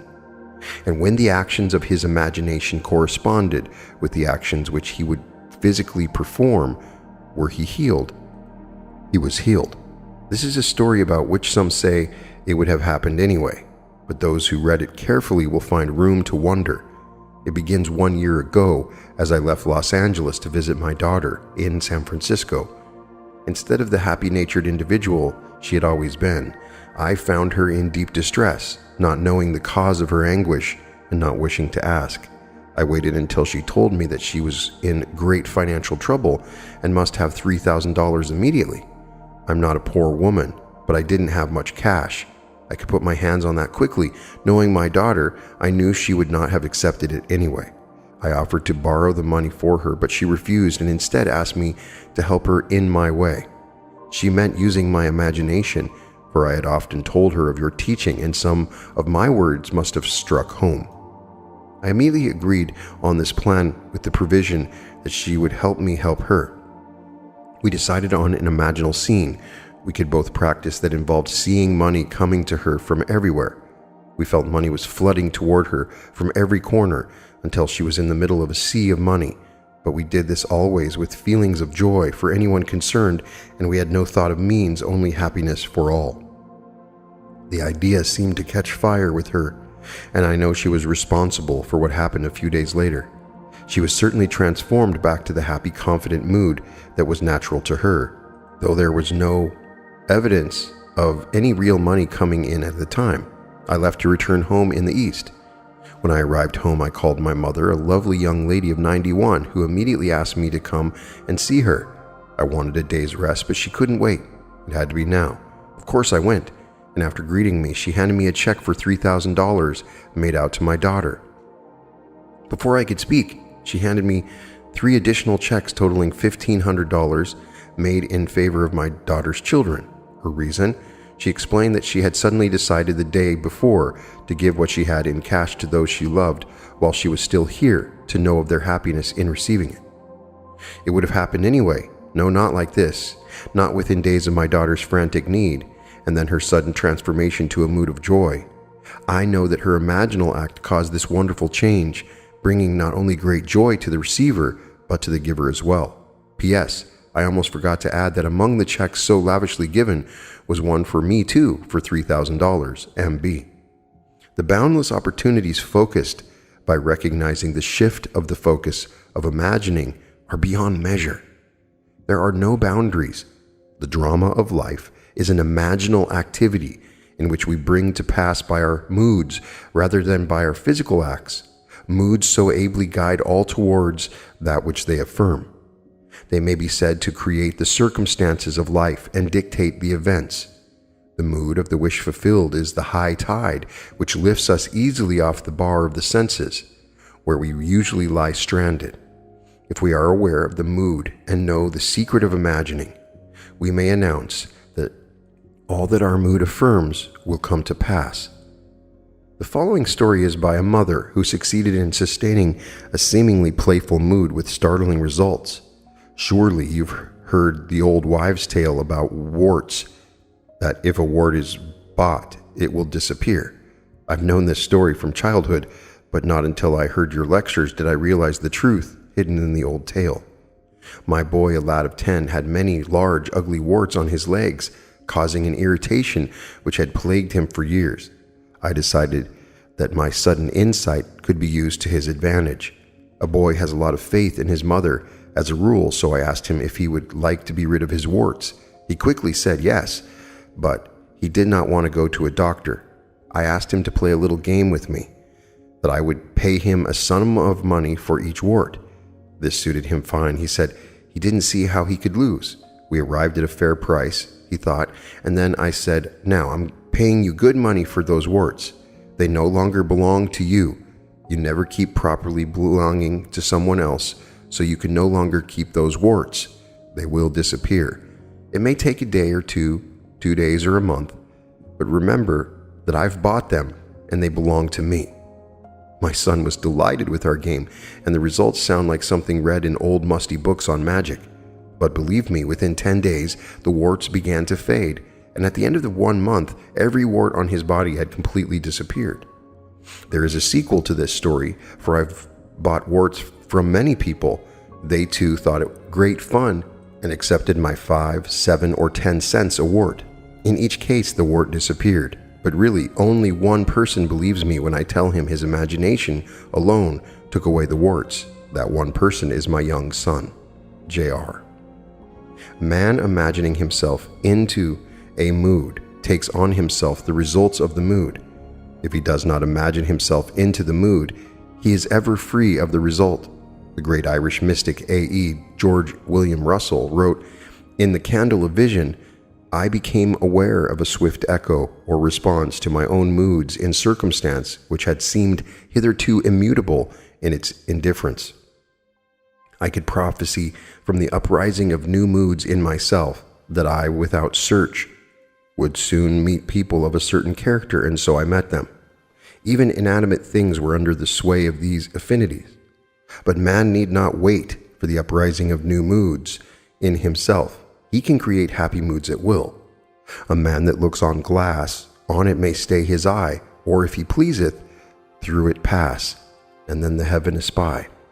George Herbert, The Elixir. Objects to be perceived must first penetrate in some manner our brain. We are not, because of this, interlocked with our environment.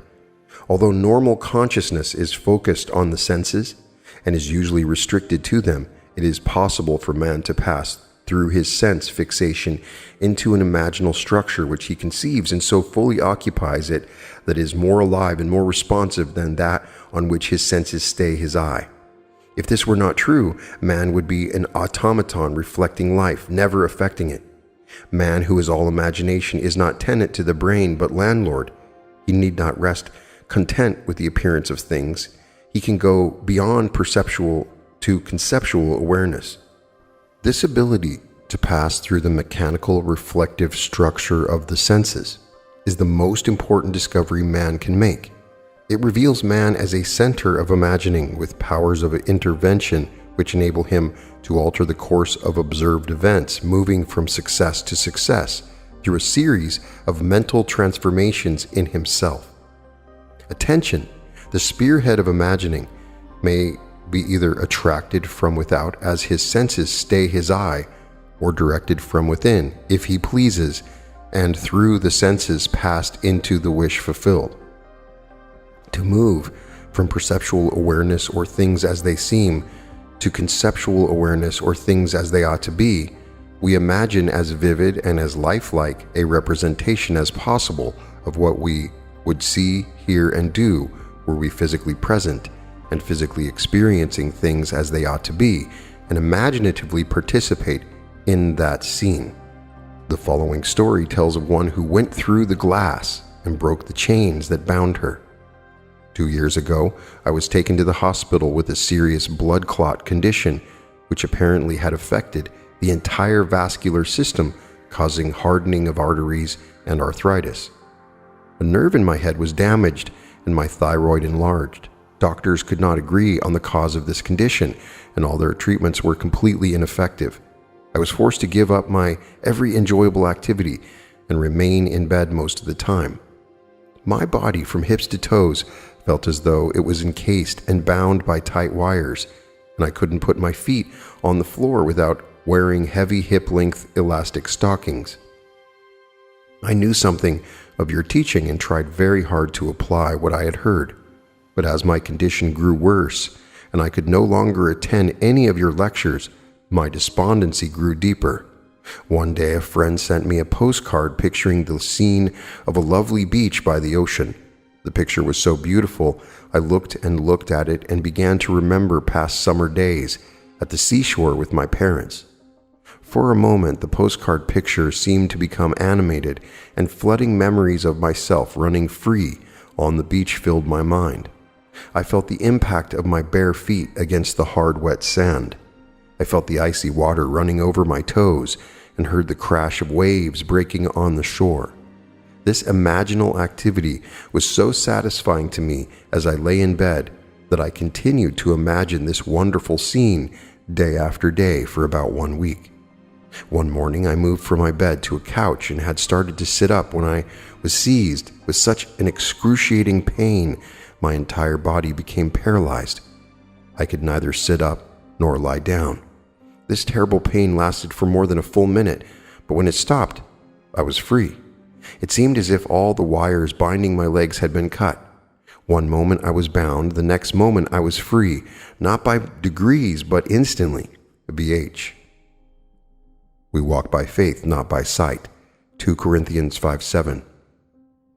When we walk by sight, we know our way by objects which our eyes see. When we walk by faith, we order our life by scenes and actions which only imagination sees. Man perceives by the eye of imagination or by sense. But 2 mental attitudes to perception are possible: the creative imaginative effort, which meets with an imaginative response, or the unimaginative staying of the eye, which merely reflects. Man has within him the principle of life and the principle of death. One is the imagination building its imaginal structures out of the generous dreams of fancy. The other is the imagination building its imaginal structures from images reflected by the chill wind of fact. One creates, the other perpetuates. Man must adopt either the way of faith or the way of sight. To the extent that man builds from dreams of fancy, he is alive, and therefore the development of the faculty to pass through the reflective glass of the senses is an increase of life. It follows that restricting the imagination by staying the eye on the reflective glass of the senses is a reduction of life. The specious surface of fact reflects rather than discloses, deflecting the eye of imagination from the truth that sets man free. John 8:32. The eye of imagination, if not deflected, looks on what ought to be there, not what is, however familiar the scene on which sight rests. The eye of imagination could gaze on one never before witnessed. It is the eye of imagination, and only this, that can free us from the sense fixation of outer things, which completely dominates our ordinary existence and keeps us looking on the reflective glass of facts. It is possible to pass from thinking of to thinking from, but the crucial matter is thinking from, i.e., experiencing the state, for that experience means unification, whereas in thinking of, there is always subject and object, the thinking individual and the thing thought of. Self-abandonment, that is the secret. We have to abandon ourselves to the state. In our love for the state, and in so doing, live the life of the state, and no more our present state. Imagination seizes upon the life of the state and gives itself to the expression of the life of that state. Faith plus love is self-commission. We can't commit ourselves to what we do not love.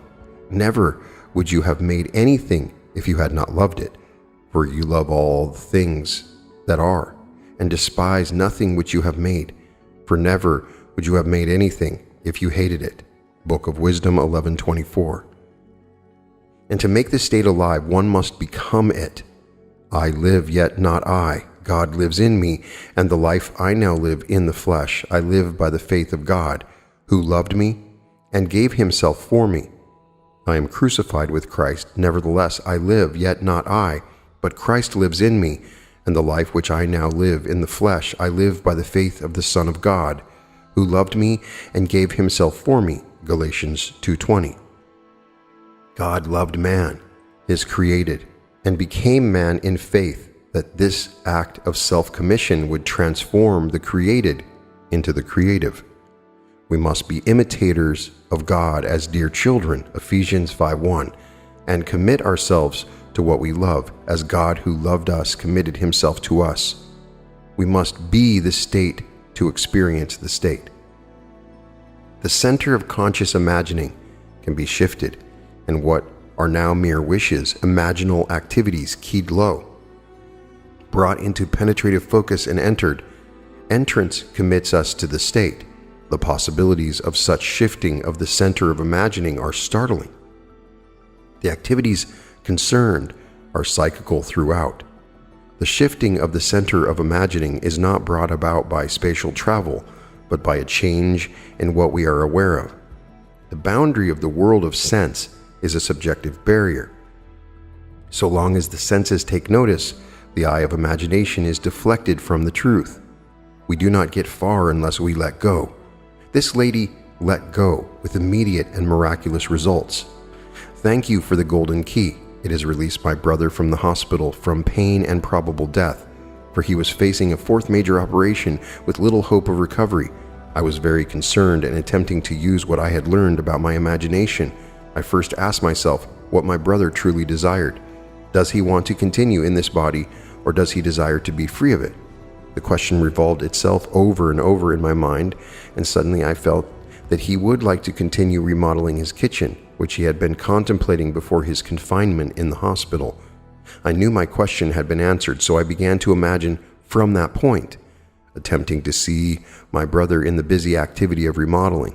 I suddenly found myself gripping the back of a kitchen chair I had used many times when something happened. Then suddenly I found myself standing beside my brother's bed in the hospital. This was the last place I would have wanted to be, physically or mentally, but there I was. And my brother's hand reached up and clasped my hand tightly as I heard him say, "I knew you would come, Joe." It was a well hand I clasped, strong and sure, and the joy that filled and spilled over in my voice as I heard myself say, "It's all better now, you know it." My brother didn't answer, but I distinctly heard a voice say to me, "Remember this moment." I seemed to awake then, back in my own home. This took place the night after he had entered the hospital. The following day, his wife telephoned me saying, "It is unbelievable, the doctor can't account for it, Joe, but no operation is necessary. He's so improved that they have agreed to release him tomorrow." The following Monday, my brother went back to his work and has been perfectly well since that day. J.S. Not facts, but dreams of fancy shape our lives. She needed no compass to find her brother, nor tools to operate, only the eye of imagination. In the world of sense, we see what we have to see. In the world of imagination, we see what we want to see. And seeing it, we create it for the world of sense to see. We see the outer world automatically. Seeing what we want to see demands voluntary and conscious imaginative effort. Our future is our own imaginal activity in its creative march. Common sense assures us that we are living in a solid and sensible world, but this so seemingly solid world is, in reality, imaginal through and through. The following story proves that it is possible for an individual to transfer the center of imagining to some greater or lesser degree to a distant area and not only do so without moving physically, but to be visible to others who are present at that point in space-time. And if this be a dream, then is all that we see or seem but a dream within a dream? Edgar Allan Poe. Seated in my living room in San Francisco, I imagined I was in my daughter's living room in London, England. I surrounded myself so completely with that room, which I knew intimately, that I suddenly found myself actually standing in it. My daughter was standing by her fireplace, her face turned away from me. A moment later, she turned and our eyes met. I saw such a startled, frightened expression on her face that I, too, became emotionally upset and immediately found myself back in my own living room in San Francisco. 5 days later, I received an airmail letter from my daughter, which had been written on the day of my experiment with imaginal travel. In her letter, she told me she had seen me in her living room that day, just as real as though I were actually standing there in the flesh. She confessed she had been very frightened and that before she could speak, I had vanished. The time of this visitation, as she gave it in her letter, was exactly the time I had begun the imaginative action, allowing, of course, for the difference in time between the 2 points. She explained that she told her husband of this amazing experience, and he insisted that she write to me immediately, as he stated, "Your mother must have died or is dying." But I wasn't dead or dying, but very much alive and very excited by this marvelous experience. MLJ. Nothing can act but where it is. With all my heart, only where is it? Thomas Carlyle. Man is all imagination. Therefore, a man must be where he is in imagination, for his imagination is himself. Imagination is active at and through any state that it is aware of. If we take shifting of awareness seriously, there are possibilities beyond belief. The senses join man in forced and unholy wedlock to where he imaginatively awake, he would put asunder. We need not feed on sense data. Shift the focus of awareness and see what happens. However little we move mentally, we should perceive the world under a slightly changed aspect. Awareness is usually moved about in space by movement of the physical organism, but it need not be so restricted. It can be moved by a change in what we are aware of. Man is manifesting the power of imagination, whose limits he cannot define. To realize what the real self, imagination, is not something enclosed within the spatial boundary of the body is most important. The foregoing story proves that when we meet a person in the flesh, that his real self need not be present in space where his body is. It also shows that sense perception can be thrown into operation outside of the normal physical means, and that the sense data produced is of the same kind as those which occur in normal perception. The idea in the mother's mind which started the whole process going was the very definite idea of being in the place where her daughter lived.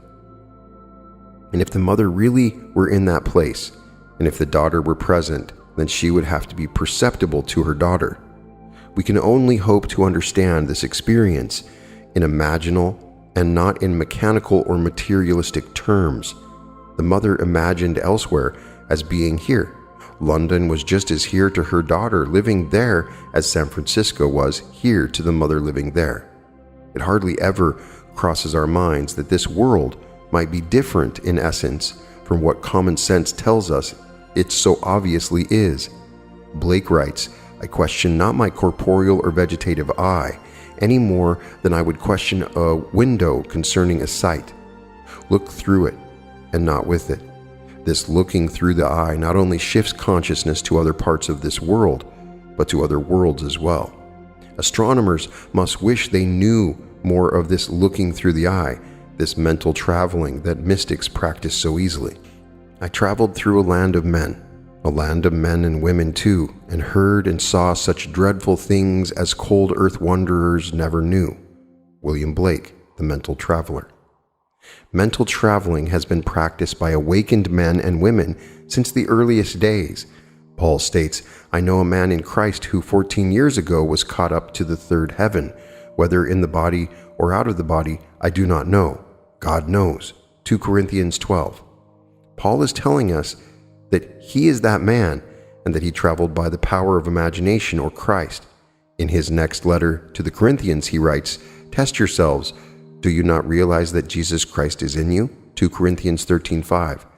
We need not be dead in order to enjoy spiritual privileges. Man is all imagination, and God is man. William Blake from Annotations to Berkeley. Test yourselves as this mother did. Sir Arthur Eddington said that all we have a right to say of the external world is that it is a shared experience. Things are more or less real according to the extent to which they are capable of being shared with others or with ourselves at another time.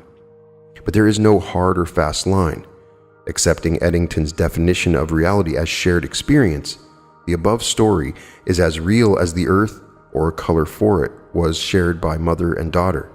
The range of imagining is such that I must confess that I do not know what limits, if any, there are to its ability to create reality.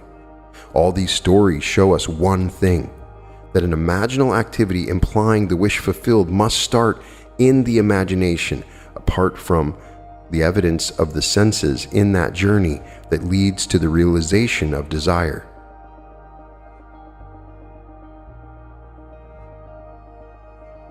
Chapter 9. Enter into. If the spectator would enter into these images in his imagination, approaching them on the fiery chariot of his contemplative thought, if he could make a friend and companion of one of these images of wonder, which always entreats him to leave mortal things, as he must know, then would he arise from his grave, then would he meet the Lord in the air, and then he would be happy. Blake. Imagination, it seems, will do nothing that we wish until we enter into the image of the wish fulfilled. Does not this entering into the image of the wish fulfilled resemble Blake's void outside of existence, which if entered into englobes itself and becomes a womb?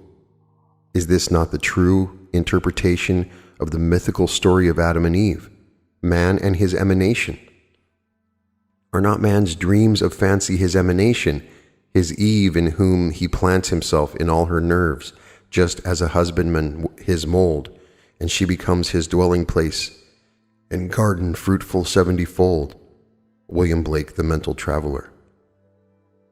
The secret of creation is the secret of imagining, first desiring and then assuming the feeling of the wish fulfilled until the dream of fancy, the void outside existence, is entered and englobes itself and becomes a womb, a dwelling place and garden fruitful 70-fold. Note well that Blake urges us to enter into these images. This entering into the image makes it englobe itself and become a womb. Man, by entering a state, impregnates it and causes it to create what the union implies.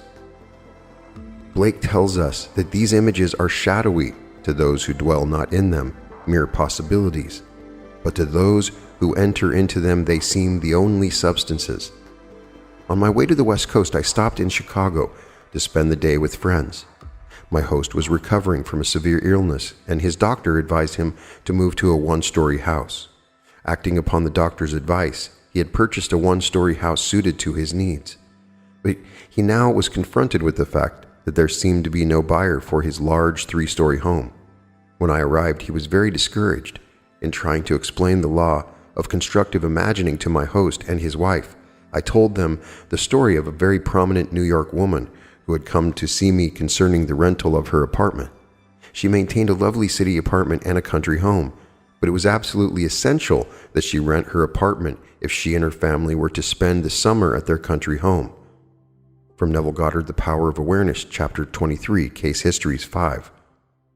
In previous years, the apartment had been rented without any difficulty early in the spring. But at the time she came to see me, the season for summer sublets was seemingly over. Although the apartment had been in the hands of good real estate agents, no one had seemed interested in renting it. I told her what to do in her imagination. She did it, and in less than 24 hours her apartment was rented. I explained how she, by the constructive use of her imagination, had rented her apartment. At my suggestion, before she went to sleep that night in her apartment in the city, she imagined she was lying in her bed in her country home. In her imagination, she viewed the world from the country house rather than from the city apartment. She smelled the fresh country air. She made this so real that she actually drifted off to sleep feeling that she was in the country. That was on a Thursday night. At 9 o'clock the following Saturday morning, she phoned me from her country home and told me that on Friday a highly desirable tenant who met all of her requirements not only rented her apartment, but rented it on the one condition that he could move in that very day. I suggested to my friends that they build an imaginal structure as this woman had done, and that was to sleep, imagining they were physically present in their new home, feeling they had sold their old home. I explained to them the wide difference between thinking of the image of their new house and thinking from the image of their new house. Thinking of it is a confession they are not in it. Thinking from it is proof that they are in it. Entering into the image would give substance to the image. Their physical occupancy of the new house would follow automatically.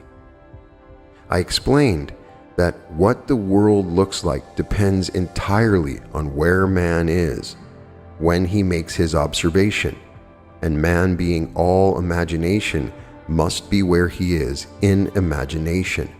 This concept of causation disturbed them, for it smacked of magic or superstition, but they promised they would try it. I left that night for California, and the following evening the conductor on the train in which I was traveling handed me a telegram. It read, "House sold midnight last."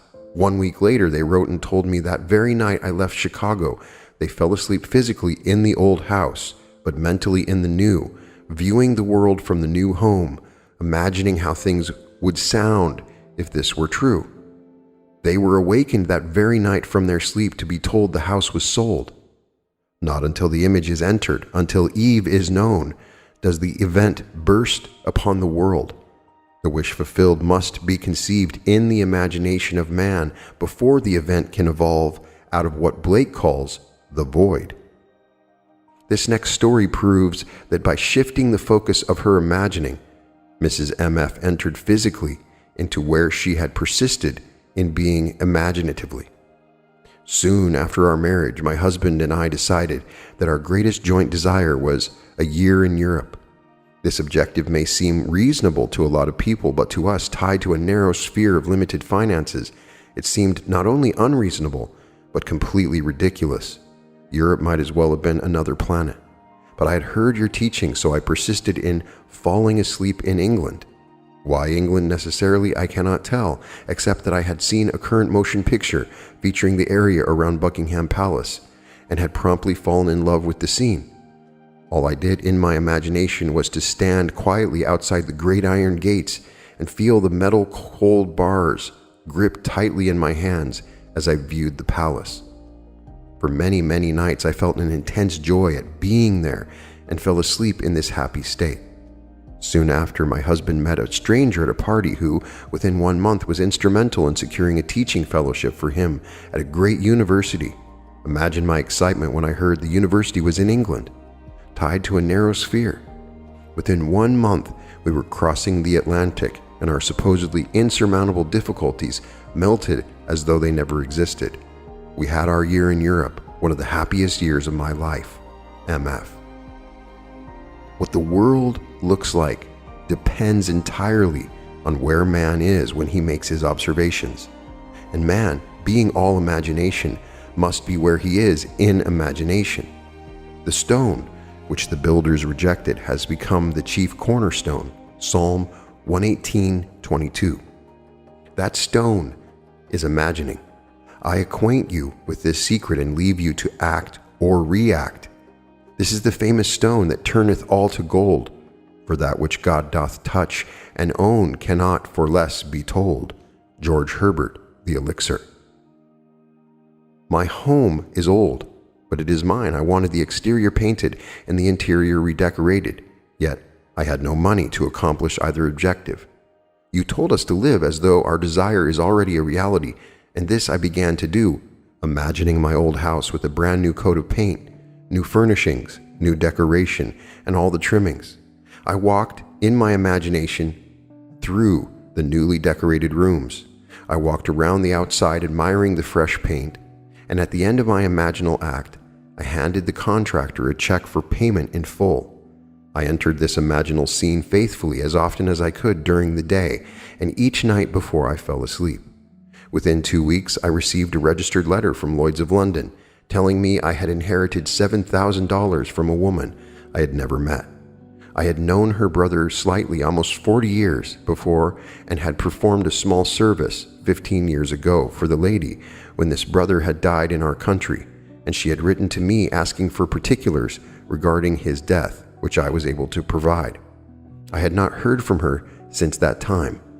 Now, here was the check for $7,000, more than enough to cover the cost of my house restoration, plus many, many other things I desired.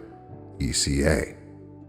He who does not imagine in stronger and better lineaments and in stronger and better light than his perishing and mortal eye can see does not imagine at all.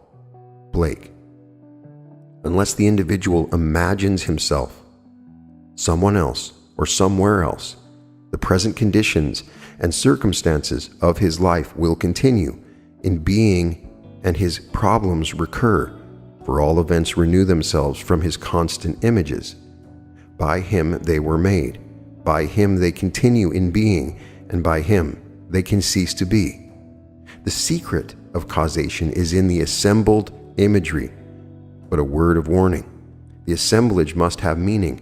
It must imply something, or it will not form the creative activity. The word.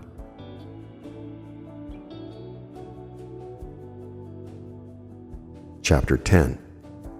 Things which do not appear. What is seen was made out of things which do not appear. Hebrews 11:3. Human history, with its forms of governments, its revolutions, its wars, and in fact the rise and fall of nations, could be written in terms of the rise and fall of ideas implanted in the minds of men. Herbert Hoover. The secret of imagining is the greatest of all problems, to the solution of which the mystic aspires. Supreme power, supreme wisdom, supreme delight lie in the far-off solution of this mystery. Douglas Fawcett. To refuse to recognize the creative power of man's invisible imaginal activity is too great to be argued with. Man, through his imaginal activity, literally calls into existence the things that do not exist. Romans 4:17. By man's imaginal activity, all things are made, and without such activity was not anything made that was made. John 1:3. Such causal activity could be defined as an imaginal assemblage of images, which occurring, some physical event invariably takes place. It is for us to assemble the images of happy outcome and then keep from interfering. The event must not be forced but allowed to happen. If imagination is the only thing that acts or is in existing beings of men, as Blake believed, then we should never be certain that it was not some woman treading in the winepress who began that subtle change in men's minds. William Butler Yeats. This grandmother is daily treading the winepress for her little granddaughter. She writes, "This is one of those things that make my family and friends say we just don't understand it. Kim is 2.5 years old now. I took care of her for a month after she was born and did not see her again until a year ago, and then only for 2 weeks. However, during this past year, every day, I have taken her on my lap in my imagination and cuddled her and talked to her. In these imaginal acts, I go over all the wonderful things about Kim. God is growing through me. God is loving through me, etc. At first, I would get the response of a very young child. When I started, God is growing through me, she would reply, me. Now, as I start, she completes the whole sentence. Another thing that has happened is, as the months have passed, as I take her in my imagination on my lap, she has grown constantly larger and heavier. Kim hasn't even seen a picture of me in this past year, At the most, I could only be a name to her. Now, sometime each day, her family tells me she starts talking about me to no one in particular, just talking. Sometimes it goes on for an hour, or she goes to the phone and pretends to call. In her monologue are such bits as, "My Dee loves me. My Dee always comes to see me every day." Even though I know what I have been doing in my imagination, it has caused me to wonder much. UK. All imaginative men and women are forever casting forth enchantments, and all passive men and women who have no powerful imaginative lives are continually passing under the spell of their power. There is no form in nature which is not produced by and sustained by some imaginal activity. Therefore, any change in the imaginal activity must result in a corresponding change in form. To imagine a substitute image for unwanted or defective content is to create it. If only we persist in our ideal imaginal activity and do not let lesser satisfaction suffice, ours shall be the victory. When I read in Seed Time and Harvest the story of the school teacher who, through her imagination in daily revision, transformed a delinquent pupil into a lovely girl, I decided to do something about a young boy in my husband's school. To tell all the problems involved would take pages, for my husband has never had such a difficult child, nor such a trying parent situation. The lad was too young to be expelled, yet the teachers refused to have him in their classes. To make matters worse, the mother and grandmother literally camped on the school grounds, making trouble for everyone. I wanted to help the boy, but I also wanted to help my husband, so nightly I constructed two scenes in my imagination. One, I saw a perfectly normal, happy child. Two, I heard my husband say, "I can't believe it, dear. Do you know R is acting like a normal boy now? And it is heaven not having those two women around." After 2 months of persisting in my imaginal play, night after night, my husband came home and said, "It's like heaven around school." Not exactly the same words, but close enough for me. The grandmother had become involved in something that took her out of town, and the mother had to accompany her. At the same time, a new teacher had welcomed the challenge of R, and he was progressing wonderfully well into all I imagined for him, GB. It is useless to hold standards that we do not apply. Unlike Portia, who said, "I can easier teach 20 what were good to be done than be one of the 20 to follow mine own teaching." William Shakespeare, The Merchant of Venice. GB followed her own teaching. It is fatally easy to make the acceptance of the imaginal faith a substitute for living by it. He has sent me to bind up the broken-hearted, to proclaim liberty to the captives, and the opening of the prison to those who are bound. Isaiah 61:1.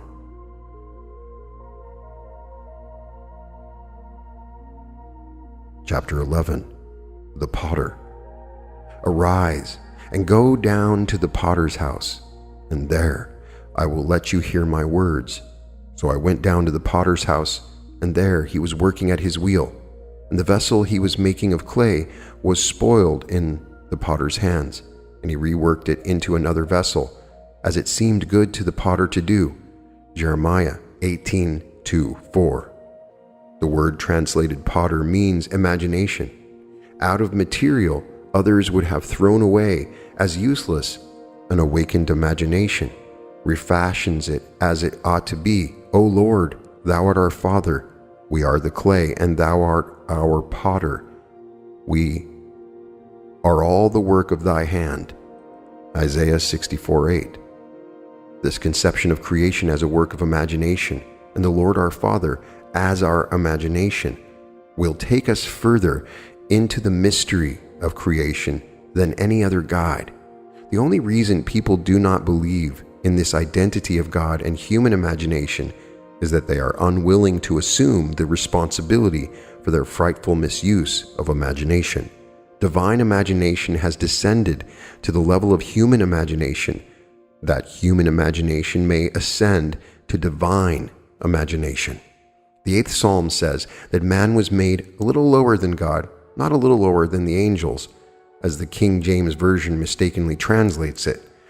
Angels are the emotional dispositions of man, and are therefore his servant and not his superior, as the author of Hebrews tells us, Hebrews 1:14. Imagination is the real man, and is one with God.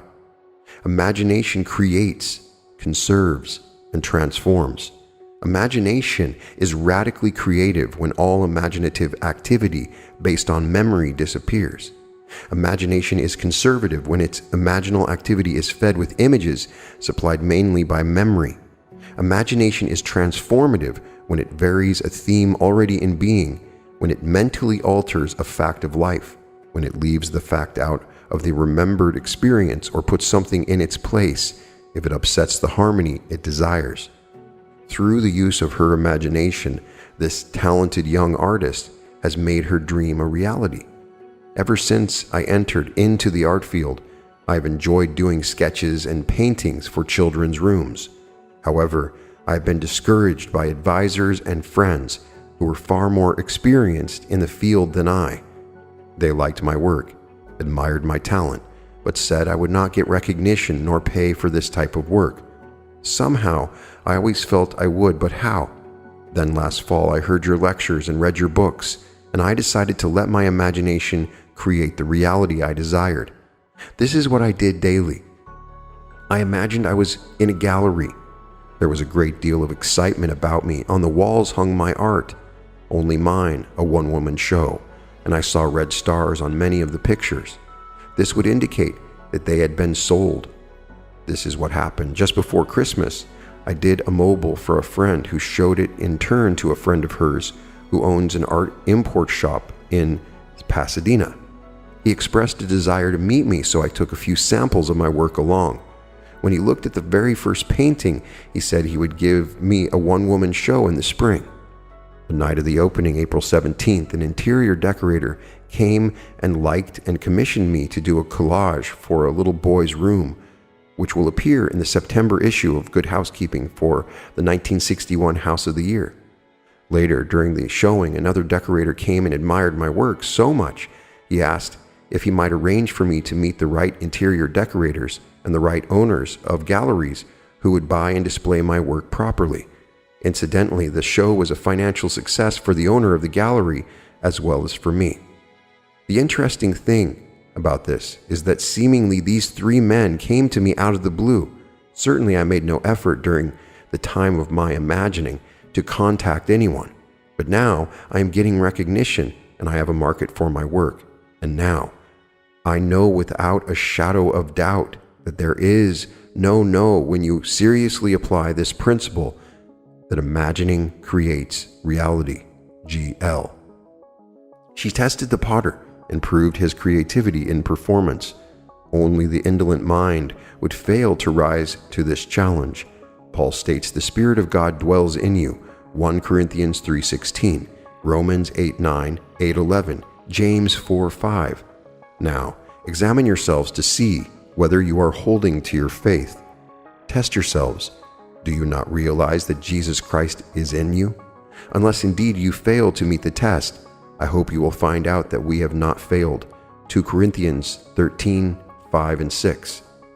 If all things were made through him, and without him was not anything made that was made, John 1:3, it should not be difficult for man to test himself, to find out who this Creator in himself is. The test will prove to man that his imagination is the one who gives life to the dead and calls into existence the things that do not exist, Romans 4:17. The potter's presence in us is inferred from what he does there. We cannot see him there as one, not ourselves. The nature of the potter, Jesus Christ, is to create, and there is no creation without him. Every recorded story in this book is just such a test as Paul asked the Corinthians to make. God really and truly exists in man. In every human being, God wholly becomes us. He is not our virtue, but our real selves, our imagination. The following illustrations from the mineral world may help us to see how supreme imagining and human imagining could be one and the same power, and yet be vastly different in their creativity. Diamond is the world's hardest mineral. Graphite, used in lead pencils, is one of the softest, yet both minerals are pure carbon. The vast difference in the properties of the two forms of carbon is believed to be caused by a different arrangement of the carbon atoms. But whether the difference is produced by a different arrangement of the carbon atoms or not, all agree that diamond and graphite are one substance, pure carbon. The purpose of life is the creative realization of desire. Man lacking desire could not exist efficiently in a world of continuous problems requiring continuing solutions. A desire is an awareness of something we lack or need to make life more enjoyable. Desires always have some personal gain in view. The greater the anticipated gain, the more intense the desire. There is no really unselfish desire. Even when our desire is for another, we are still seeking to gratify desire. To attain our desire, we should imagine scenes implying their fulfillment and enact the scene in our imagination, if only momentarily, with a joy sufficiently felt within its limits to make it natural. It is like a child dressing up and playing queen. We must imagine we are what we would like to be. We must play it in imagination first, not as a spectator, as an actor. This lady imaginatively played queen by being where she wanted to be in her imagination. She was the true actor in this theater. My desire was to attend a matinee performance of a famous pantomimist currently playing in one of the largest theaters of our city. Because of the intimate nature of this art, I wanted to sit in the orchestra, but I didn't have even the price of a balcony ticket. The night I determined to have this pleasure for myself in my imagination, I fell asleep watching the wondrous performer. In my imaginal act, I sat in an orchestra center seat, heard the applause as the curtains rose and the artist came on stage, and I actually felt the intense excitement of this experience. The next day, the day of the matinee performance, my financial condition had not changed. I had exactly $1.37 in my purse. I knew I must use the dollar to buy gas for my car, which would leave me with 37 cents. But I also knew I had faithfully slept in the feeling of being at that performance, so I dressed myself for the theater. While changing articles from one purse to another, I found a dollar bill and 45 cents in change hidden in the pocket of my seldom used opera purse. I grinned to myself, realizing the gasoline money had been given to me, so would the balance of my theater ticket be given to me. Gaily, I finished dressing and left for the theater. Standing before the ticket window, my confidence dwindled as I gazed at the prices and saw $3.75 for orchestra seats. With a feeling of dismay, I turned away quickly and walked across the street to a cafe for a cup of tea. I had spent 16 cents on my tea before I remembered seeing the price of balcony seats on the ticket window list. Hurriedly, I counted my change and found I had $1.66 left. Running back to the theater, I bought the cheapest seat available, which cost $1.55. With 1 dime left in my purse, I went through the entrance, and the usher tore my ticket in half, saying, "Upstairs left, please." The performance was about to begin, but ignoring the usher's instructions, I walked into the main floor ladies' restroom. Still determined to sit in the orchestra section, I sat down, closed my eyes, and kept my inward sight riveted on the stage from the direction of the orchestra. At that moment, a group of women walked into the restroom, all talking at once. But I heard only one conversation as a woman speaking to her companion said, "But I waited and waited until the last moment. Then she called and said she couldn't make it." I would have given her ticket away, but it's too late now. Not realizing it, I handed the usher both tickets and he tore them in half before I could stop him. I almost laughed aloud. Getting up, I walked over to this lady and asked if I might use the extra ticket she had instead of the balcony seat I had bought. She was charming and kindly invited me to join her party. The ticket she handed me was for the orchestra section, center seat 6 rows from the stage. I sat in the seat only moments before the curtain rose on a performance I had witnessed the night before from that seat in my imagination. J.R. We must actually be in imagination. It is one thing to think of the end and another thing to think from the end. To think from the end, to enact the end, is to create reality. The interactions must correspond to the actions we would physically perform after these things should be. Edward Thomas, The New House. To live wisely, we must be aware of our imaginal activity and see to it that it is faithfully shaping the end we desire. The world is clay. Our imagination is the potter. We should always imagine ends that are of value or promise well. He who desires but acts not breeds pestilence. William Blake. What's done flows from what's imagined. Outward forms reveal the imaginings of man. Man is the shuttle to whose winding quest and passage through these looms God ordered motion, but ordained no rest. Henry Vaughan. I run a small business solely owned, and a few years ago it seemed that my venture would end in failure. For some months, sales had fallen steadily, and I found myself in a financial jam, along with thousands of other small businessmen. As this period spanned one of our country's minor recessions, I was badly in debt and needed at least $3,000 almost immediately. My auditors advised me to close my doors and try to salvage what I could. Instead, I turned to my imagination. I knew your teaching, but had never actually attempted to solve any problem in this manner. I was frankly skeptical of the entire idea that imagination can create reality, but I was also desperate, and desperation forced me to test your teaching. I imagined my office receiving $4,000 unexpectedly in remittance due. This money would have to come from new orders, as my accounts receivable were practically non-existent. But this seemed far-fetched, as I hadn't received this much in sales during the last 4 months or more.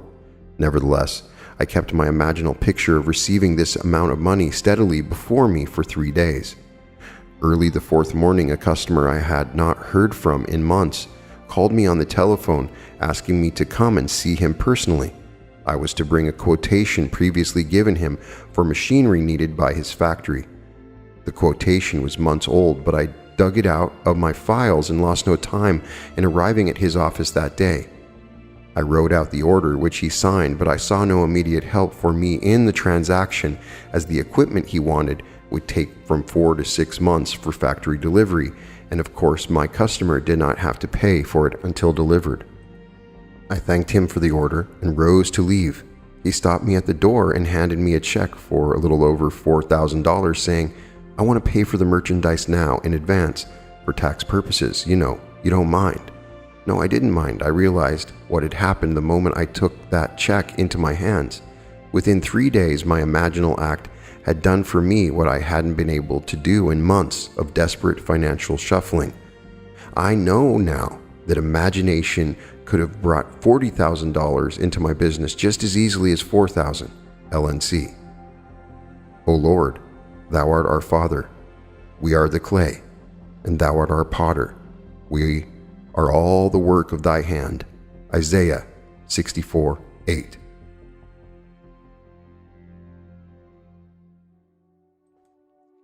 Chapter 12. Attitudes. Mental things are alone real. What is called corporeal, nobody knows of its dwelling place. It is in fallacy, and its existence an imposture. Where is the existence out of mind or thought? Where is but in the mind of a fool? Blake. Memory, though faulty, is adequate to the call for sameness. If we remember another as we have known him, we recreate him in that image, and the past will be recognized in the present. Imagining creates reality. If there is room for improvement, we should reconstruct him with new content, visualize him as we would like him to be, rather than have him bear the burden of our memory of him. Everything possible to be believed is an image of truth. Blake. The following story is by one who believes that imagining creates reality, and acting on this belief changed his attitude toward a stranger and bore witness to this change in reality. More than 20 years ago, when I was a green farm boy newly arrived in Boston to attend school, a panhandler asked me for money for a meal. Although the money I had was pitifully insufficient for my own needs, I gave him what was in my pocket. A few hours later, the same man, by this time staggering drunk, stopped me again and asked for money. I was so outraged to think the money I could so ill afford had been put to such use. I made myself a solemn pledge that I would never again listen to the plea of a street beggar. Through the years, I kept my pledge, but every time I refused anyone, my conscience needled me. I felt guilty even to the point of developing a sharp pain in my stomach, but I couldn't bring myself to unbend. The early part of this year, a man stopped me as I was walking my dog and asked for money so he could eat. True to the old pledge, I refused him. His manner was gracious as he accepted my refusal. He even admired my dog and spoke of a family in New York State he knew that raised Cocker Spaniels. This time my conscience was really pricking me. As he went on his way, I determined to remake that scene as I wished it had been, so I stopped right there on the street, closed my eyes for only a few moments, and enacted the scene differently. In my imagination, I had the same man approach me, only this time he opened the conversation by admiring my dog. After we had talked a moment, I had him say, "I don't like to ask you this, but I really need something to eat. I have a job that begins tomorrow morning, but I've been out of work and tonight I'm hungry." I then reached into my imaginary pocket, pulled out an imaginary $5 bill, and gladly gave it to him. This imaginal act immediately dissolved the guilty feeling and the pain. I know from your teachings that an imaginal act is fact, so I knew I could grant anyone what he asked, and by faith in the imaginal act, consent to the reality of his having it. 4 months later, as I was again walking my dog, the same man approached me and opened the conversation by admiring my dog. "Here's a beautiful dog," he said. "Young man, I don't suppose you remember me, but a while back I asked you for some money and you very kindly said no. I say kindly because if you had given it to me, I would still be asking for money. Instead, I got a job that very next morning, and now I'm on my feet and have some self-respect again." I knew his job was a fact when I imagined it that night some 4 months before, but I won't deny there was immense satisfaction in having him appear in the flesh to confirm it. FB. I have no silver and gold, but I give you what I have. Acts 3:6. None is to be discarded. All must be saved, and our imagination reshaping memory is the process whereby this salvation is brought to pass. To condemn the man for having lost his way is to punish the already punished. Oh, whom should I pity if I pity not the sinner who is gone astray? William Blake, Jerusalem. Not what the man was, but what he may become should be our imaginal activity. Don't you remember sweet Alice Ben Bolt, sweet Alice whose hair was so brown, who wept with delight when you gave her a smile and trembled with fear at your frown? George du Maurier. If we imagine no worse of him than he of himself, he would pass as excellent. It's not the man at his best, but the imaginist exercising the spirit of forgiveness that performs the miracle. Imagining with new content transformed both the man who asked and the man who gave. Imagining has not yet had its due in the systems either of moralists or educators. When it does, there will be the opening of the prison to those who are bound. Isaiah 61:11. Nothing has existence for us save through the memory we have of it. Therefore, we should remember it not as it was, unless, of course, it was altogether desirable, but as we desire it to be. Inasmuch as imagining is creative, our memory of another either furthers or hinders him and makes his upward or downward way easier and swifter. There is no coal of character so dead that it will not glow and flame if but slightly turned. The following story shows that imagining can make rings and husbands and move people to China. My husband, child of a broken home and raised by beloved grandparents, was never close to his mother, nor she to him. A woman of 63 and a divorcee for 32 of those years. She was lonely and embittered, and my relationship with her was strained as I attempted to stay in the middle. By her own admission, her great desire was to remarry for companionship, but she believed this to be impossible at her age. My husband would often state to me that he hoped she would remarry and, as he fervently put it, perhaps live way out of town. I had the same wish, and as I put it, perhaps move to China. Being wary of my personal motive for this wish, I knew I must change my feeling toward her in my imaginal drama, and at the same time give her what she wanted. I began by seeing her in my imagination as a completely changed personality, a happy, joyous woman, secure and contented in a new relationship. Every time I thought of her, I would see her mentally as a new woman. About 3 weeks later, she came to our house for a visit, bringing a friend she had met many months previously. The man had recently become a widower.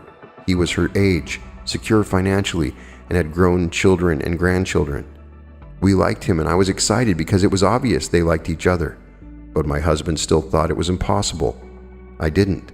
From that day on, every time her image rose in my mind, I saw her extending her left hand toward me, and I admired the ring on her finger.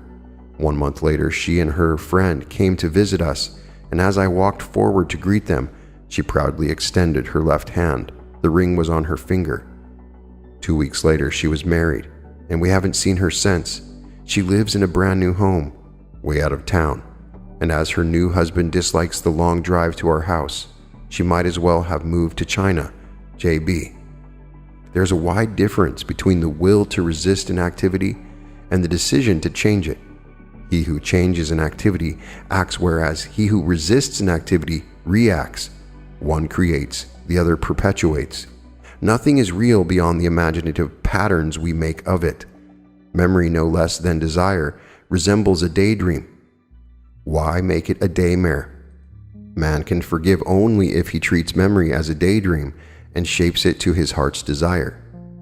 R.K. learned that we may rob others of their abilities by our attitudes toward them. He changed his attitude and thereby changed a fact. I am not a money lender, nor am I in the investment business as such, but a friend and business acquaintance came to me for a substantial loan in order to expand his plant. Because of personal friendship, I granted the loan with reasonable interest rates and gave my friend the right of renewal at the end of 1 year. When the first year term expired, he was behind in his interest payments and requested a 30-day extension on the note. I granted this request, but at the end of 30 days, he was still unable to meet the note and asked for an additional extension. As I previously stated, I am not in the business of lending money. Within 20 days, I needed full payment of the loan to meet debts of my own, but I consented again to extend the note, although my own credit was now in serious jeopardy. The natural thing to do was to apply legal pressure to collect, and a few years ago, I would have done just that. Instead, I remembered your warning not to rob others of their ability, and I realized that I had been robbing my friend of his ability to pay what he owed. For 3 nights, I constructed a scene in my imagination in which I heard my friend tell me that unexpected orders had flooded his desk so rapidly he was now able to pay the loan in full. The 4th day, I received a telephone call from him. He told me that by what he called a miracle, he had received so many orders, and big ones too, he was now able to pay back my loan, including all interest due, and in fact, had just mailed a check to me for the entire amount. There is nothing more fundamental to the secret of imagining than the distinction between imagining and the state imagined. Mental things are alone real. Everything possible to be believed is an image of truth. William Blake.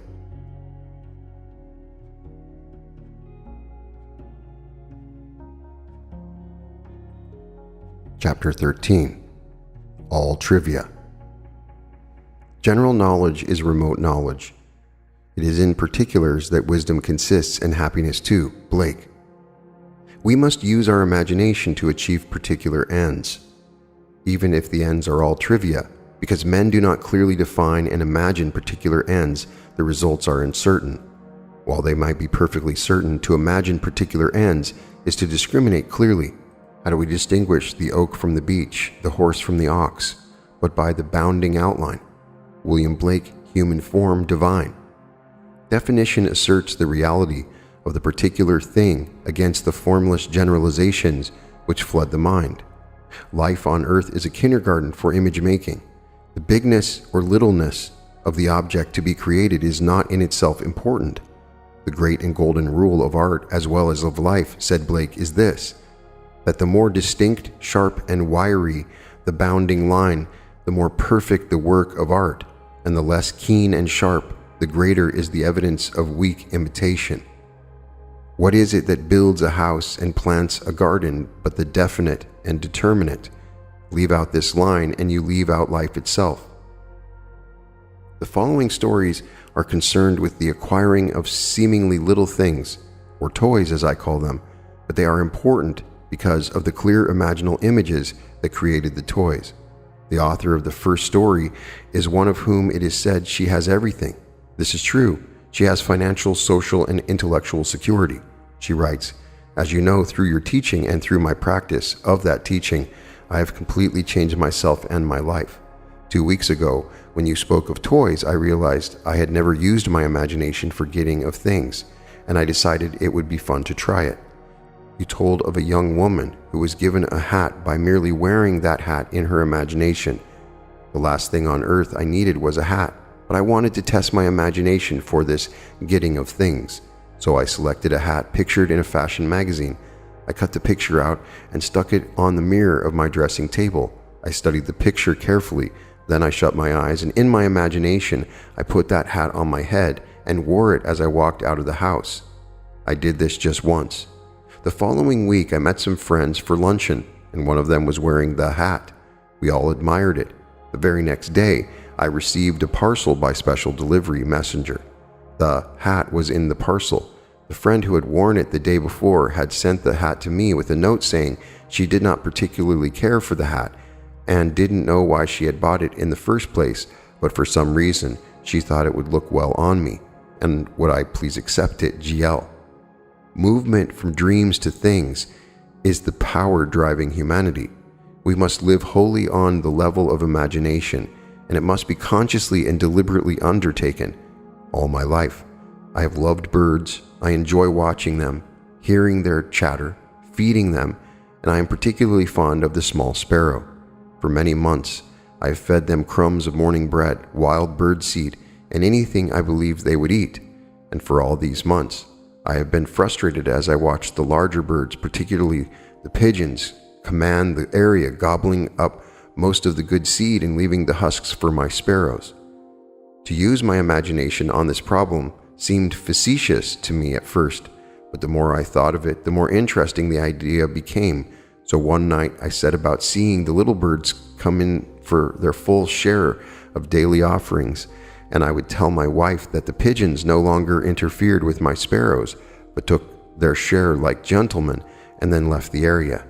I continued this imaginary action for almost 1 month. Then one morning, I noticed that the pigeons had disappeared. The sparrows had breakfast all to themselves for a few days. For those few days, no larger bird entered the area. They did return eventually, but to this day, they have never again infringed on the area occupied by my sparrows.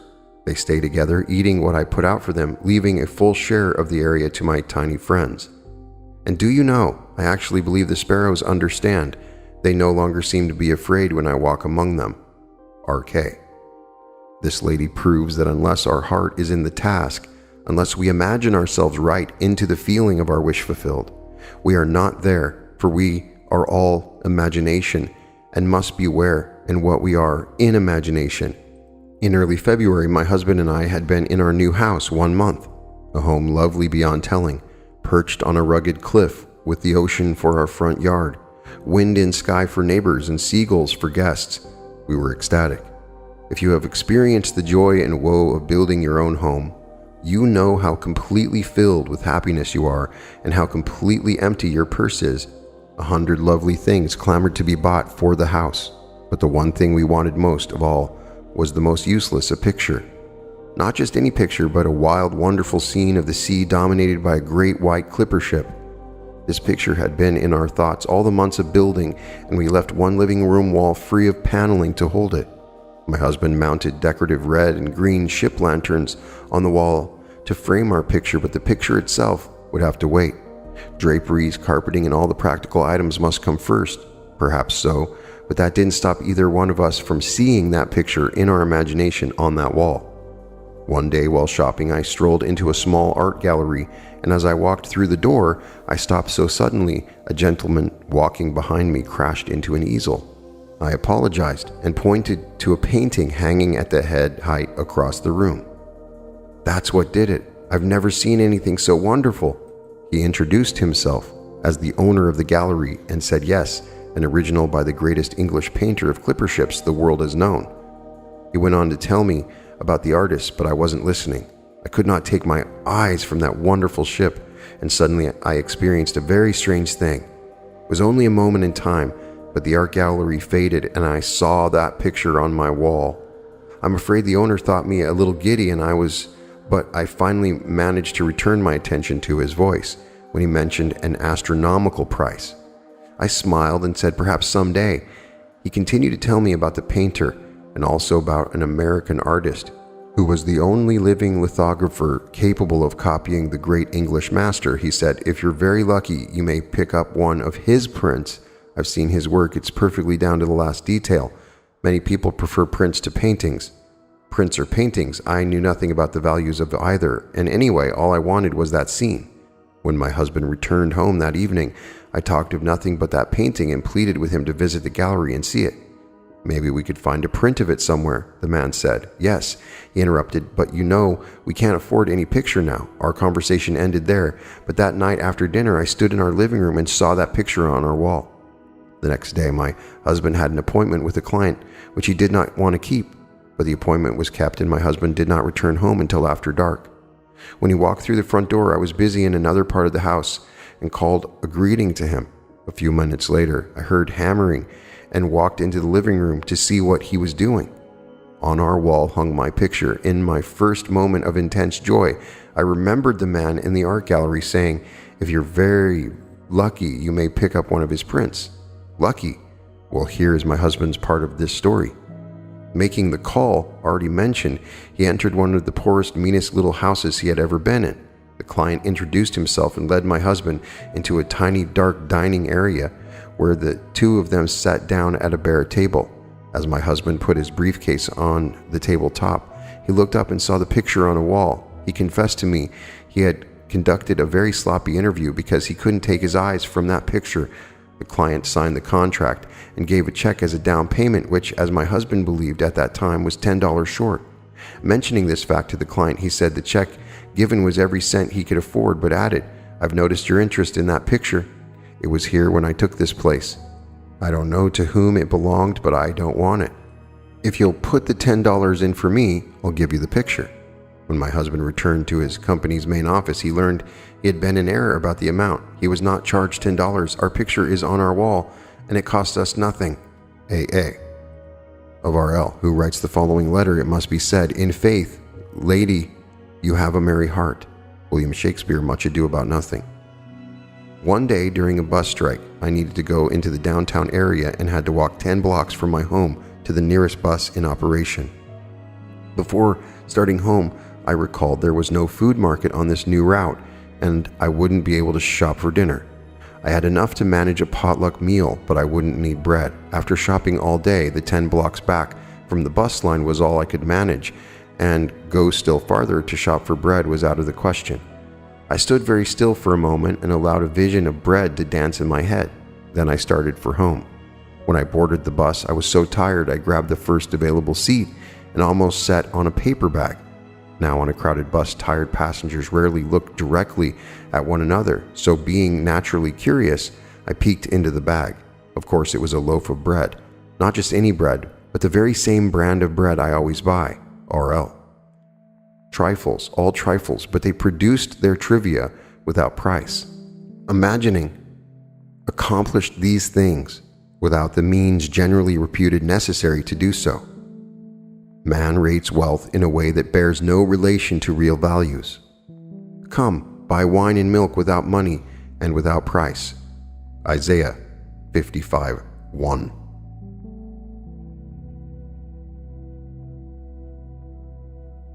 Chapter 14. The Creative Moment. The natural man does not receive gifts of the Spirit of God, for they are folly to him, and he is not able to understand them because they are spiritually discerned. 1 Corinthians 2:14.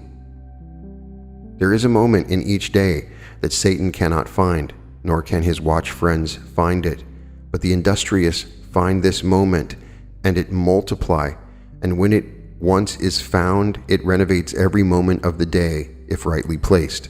Blake. Whenever we imagine things as they ought to be, rather than as they seem to be, is the moment. For in that moment, the spiritual man's work is done, and all the great events of time start forth to mold a world in harmony with that moment's altered pattern. Satan, Blake writes, is a reactor. He never acts, he only reacts. And if our attitude to the happenings of the day is reactionary, are we not playing Satan's part? Man is only reacting in his natural or Satan state. He never acts or creates, he only reacts or recreates. One real creative moment, one real feeling of the wish fulfilled, is worth more than the whole natural life of reaction. In such a moment, God's work is done. Once more, we may say with Blake, God only acts and is in existing beings or men. The Marriage of Heaven and Hell, 1793. There is an imaginal past, an imaginal future. If by reacting the past is recreated into the present, so by acting out our dreams of fancy can the future be brought into the present. I feel now the future in the instant. William Shakespeare, Macbeth. The spiritual man acts.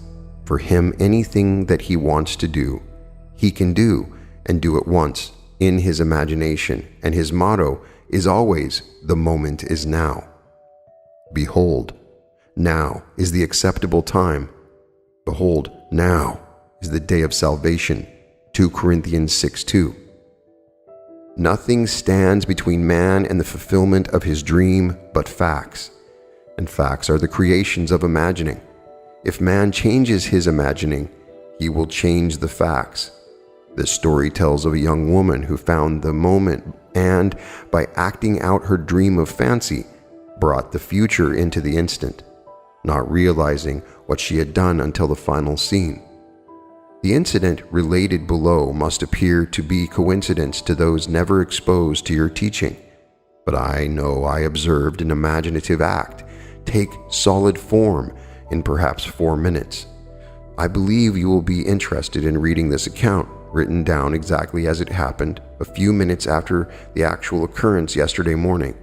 I was driving my car east on Sunset Boulevard in the center lane of traffic, braking slowly to stop for a red signal at a 3-way intersection when my attention was caught by the sight of an elderly lady, dressed all in gray, running across the street in front of my car. Her arm was raised, signaling to the driver of a bus, which was beginning to pull away from the curb. She was obviously attempting to cross in front of the bus to delay it. The driver slowed his vehicle and I thought would allow her to enter. Instead, as she jumped onto the curb, the bus pulled away, leaving her standing just in the act of lowering her arm. She turned and walked swiftly towards a nearby phone booth. As my signal changed to green and I put my car in motion, I wished I had been behind the bus and had been able to offer her a ride. Her extreme agitation was obvious even from the distance I was away from her. My wish instantly fulfilled itself in a mental drama, and as I drove away, the fancy played itself out in the following scene. I opened the car door and a lady dressed in gray stepped in, smilingly relieved and thanking me profusely. She was out of breath from running and said, "I only have a few blocks to go. I'm meeting friends and I was so afraid they would leave without me when I missed the bus." I left my imaginary lady out a few blocks farther on, and she was delighted to observe her friend still waiting for her. She thanked me again and walked away. The entire mental scene was spanned in the time it takes to drive 1 block at a normal rate of speed. The fancy satisfied my feelings regarding the real incident, and I immediately forgot it. 4 blocks farther, I was still in the center lane and again had to stop for a red signal. My attention at this time was turned inward on something I have now forgotten, when suddenly someone tapped on the closed window of my car, and I looked up to see a lovely appearing elderly lady with gray hair dressed all in gray. Smiling, she asked if she might ride a few blocks with me as she had missed her bus. She was out of breath, as though from running, and I was so stunned by her sudden appearance in the middle of a busy street at my window that for a moment I could only react physically and without answering, leaned over and opened my car door. She got in and said, "It's annoying to rush so and then miss a bus. I wouldn't have imposed on you like this, but I'm supposed to meet friends a few blocks down the street, and if I had to walk now, I would miss them. 6 blocks farther on," she exclaimed. "Oh good, they're still waiting for me." I let her out and she thanked me again and walked away. I'm afraid I've drove to my own destination by automatic reflex, for I had fully recognized that I had just observed a waking dream take form in physical action. I recognized what was happening while it was happening. As soon as I could, I wrote down each part of the incident and found a startling consistency between the waking dream and the subsequent reality. Both women were elderly, gracious in manner, dressed all in gray, and out of breath from hurrying to catch a bus and missing it. Both wished to meet friends, who for some reason could not wait for them much longer, and both left my car within a space of a few blocks after successfully completing their contact with their friends. I am amazed, confounded, and elated. If there is no such thing as coincidence or accident, then I witnessed imagination become reality almost instantaneously. There is a moment in each day that Satan cannot find, nor can his watch friends find it, but the industrious find this moment, and it multiply, and when it once is found, it renovates every moment of the day if rightly placed. From the first time I read your search, I have longed to experience a vision. Since you have told us of the promise, this desire has been intensified. I want to tell you of my vision, which was a glorious answer to my prayer. But I am sure I would not have had this experience were it not for something that occurred 2 weeks ago. It was necessary for me to park my car some distance from the university building where I was scheduled to conduct my class. As I left my car, I was conscious of the stillness about me. The street was completely deserted. No one was in sight. Suddenly, I heard a most frightful cursing voice. I looked toward the sound and saw a man brandishing a cane, yelling between vile words, "I'll kill you, I'll kill you." I continued on as he approached me, for at that moment I thought, now I can test what I have professed to believe. If I do believe we are one, the Father, this derelict, and I, no harm can come to me. At that moment, I had no fear. Instead of seeing a man coming toward me, I felt a light. He stopped yelling, dropped his cane, and walked quietly as we passed with less than a foot between us. Having tested my faith, at that moment, everything about me had seemed more alive than before. Flowers brighter and trees greener. I've had a sense of peace and the oneness of life I had not known before. Last Friday, I drove to our country home. Nothing was unusual about the day or evening. I worked on a manuscript and, not being tired, did not try to fall off to sleep until around 2 the following morning. Then I turned off the light and drifted into that floating sensation, not asleep but drowsy, as I call it, half awake and half asleep. Often while in this state, lovely unknown faces float before me, but this morning the experience was different. A perfect face of a child came before me in profile. Then it turned and smiled at me. It was glowing with light and seemed to fill my own head with light. I was aglow and excited and thought this must be Christos, but something within me without sound said, "No, this is you." I feel I will never be the same again, and someday I may experience the promise. GB. Our dreams will all be realized from the time that we know that imagining creates reality and act. But imagination seeks from us something much deeper and more fundamental than creating things, nothing less indeed than the recognition of its own oneness with God. That, what it does, is, in reality, God Himself doing it, in and through man, who is all imagination.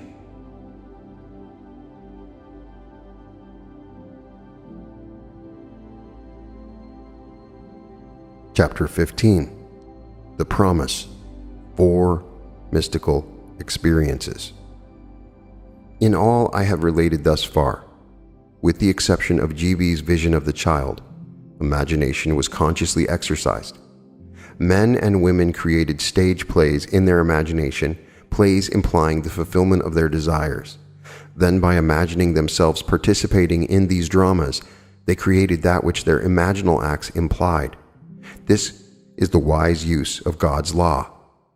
But no man is justified before God by the law. Galatians 3:11.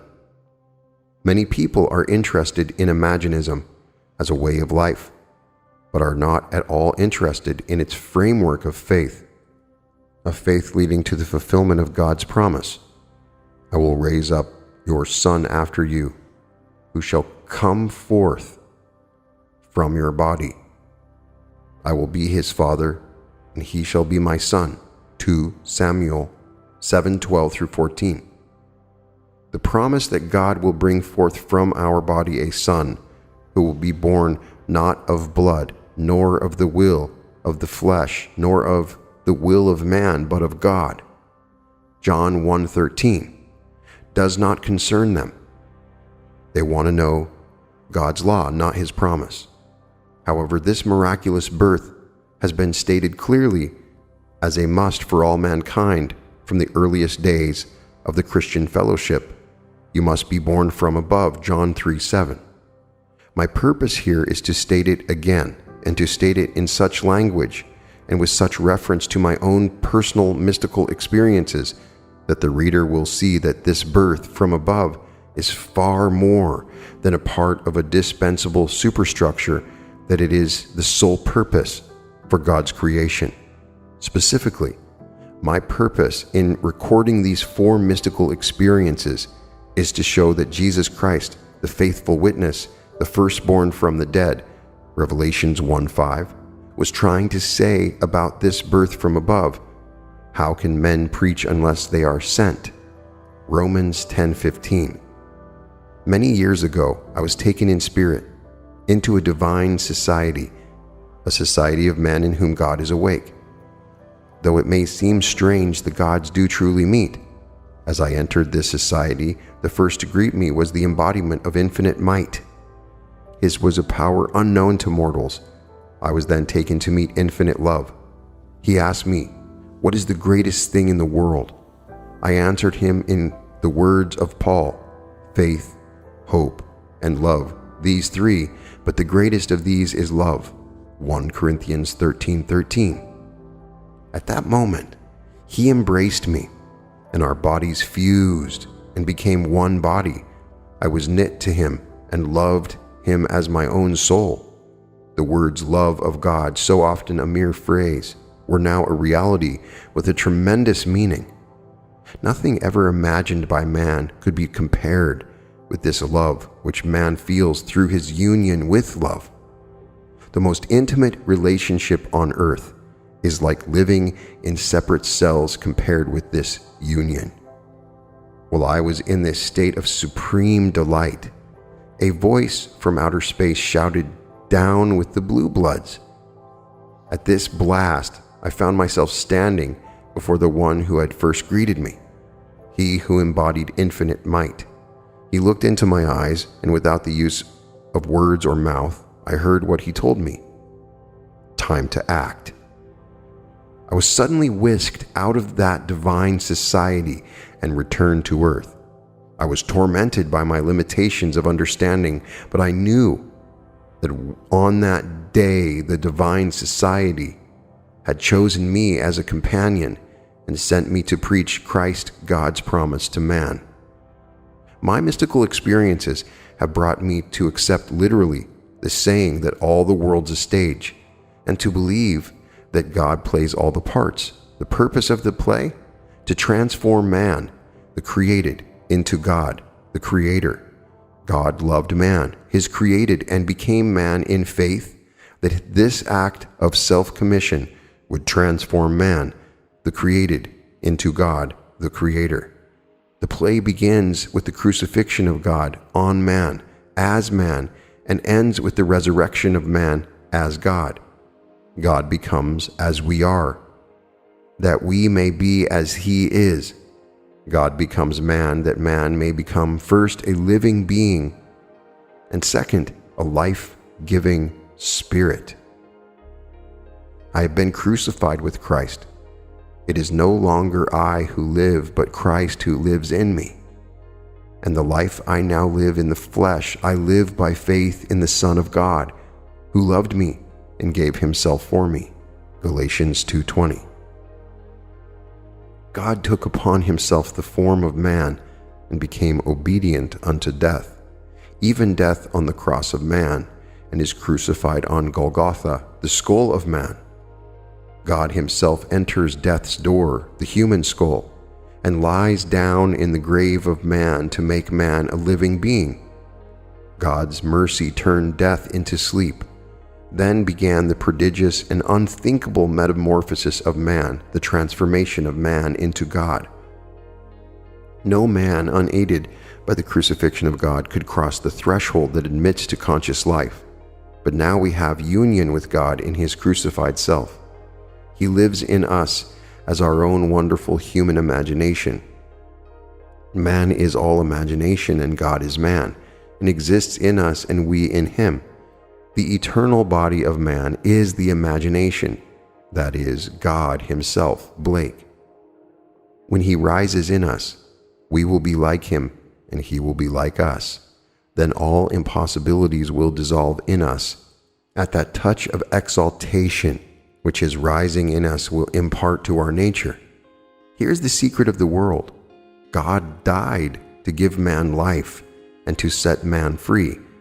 For however clearly God is aware of his creation, it does not follow that man, imaginatively created, is aware of God. To work this miracle, God had to die, then rise again as man, and none has ever expressed it so clearly as William Blake. Blake says, or rather, has Jesus say, "Unless I die, thou canst not live, but if I die, I shall arise again, and thou with me. Wouldst thou love one who never died for thee, or ever die for one who had not died for thee? And if God dieth not for man, and giveth not himself eternally for man, man could not exist." So God dies. That is to say, God has freely given himself for man. Deliberately, he has become man and has forgotten that he is God.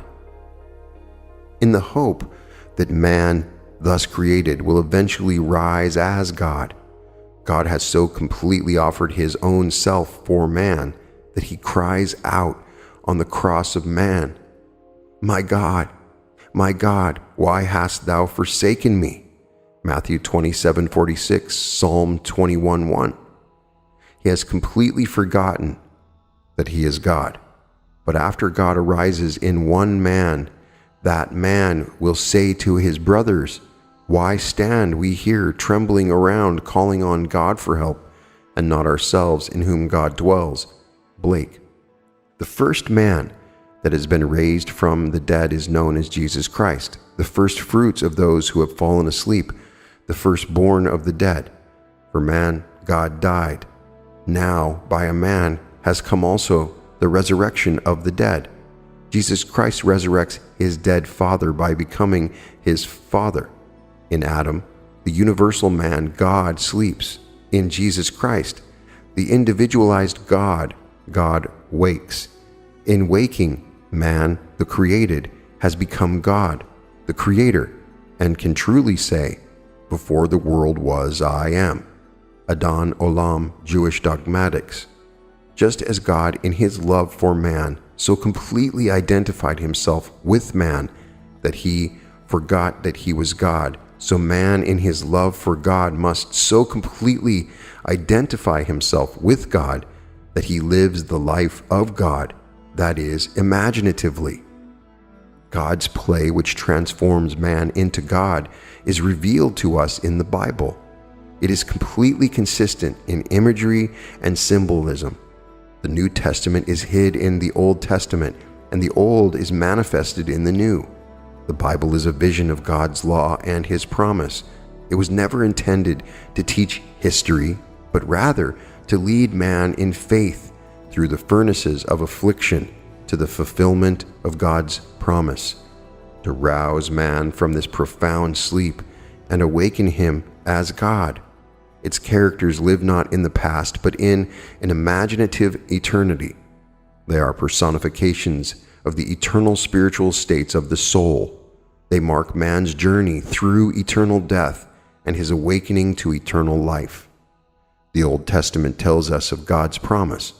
The New Testament tells us not how this promise was fulfilled, but how it is fulfilled. The central theme of the Bible is the direct, individual, mystical experience of the birth of the child, that child of whom the prophet spoke. To us a child is born, to us a son is given, and the government will be upon his shoulder, and his name will be called Wonderful Counselor, Mighty God, Everlasting Father, Prince of Peace. Of the increase of his government and of peace there will be no end. Isaiah 9:6-7. When the child is revealed to us, we see it, we experience it, and the response to this revelation can be stated in the words of Job. I've heard of thee by the hearing of the ear, but now my eye sees thee. 42:5.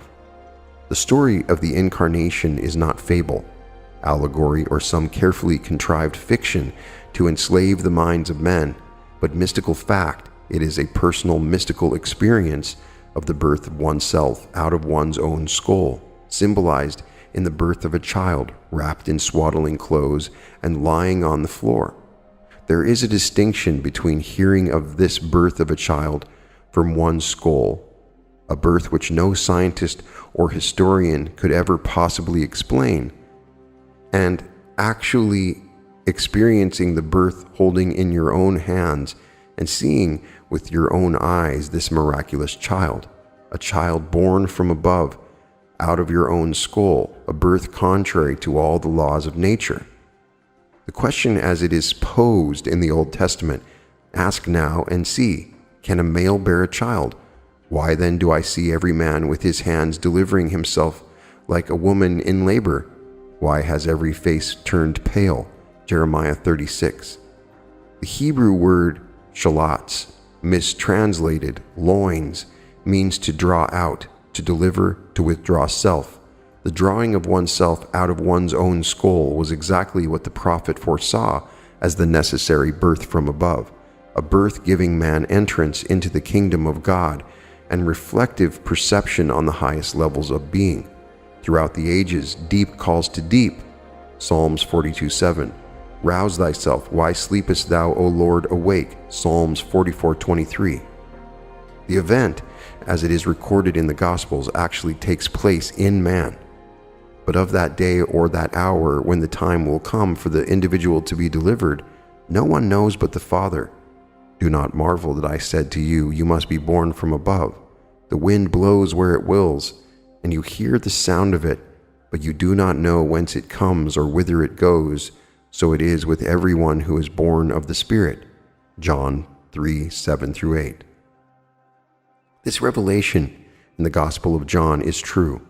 Here is my experience of this birth from above. Like Paul, I did not receive it from man, nor was I taught it.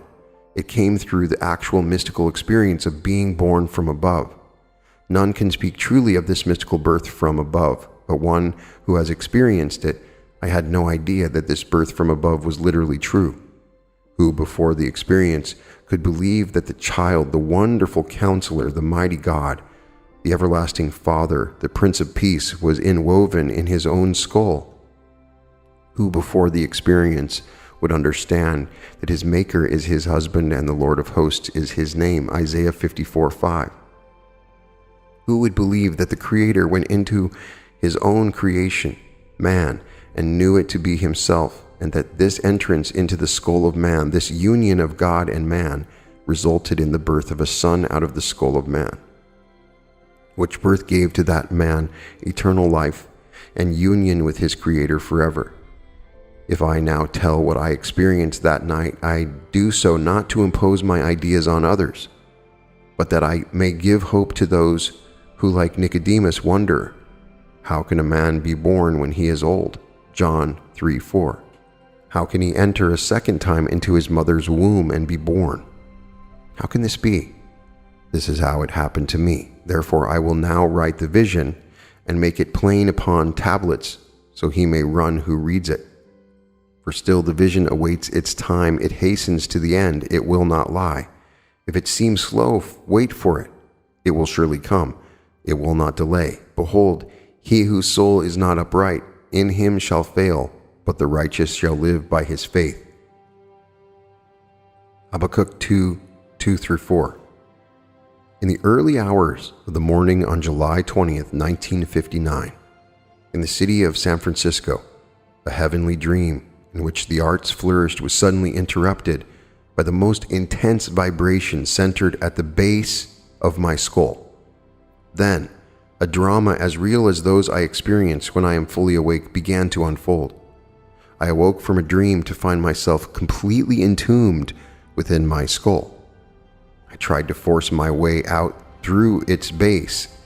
Something gave way and I felt myself move head downward through the base of my skull. I squeezed myself out inch by inch.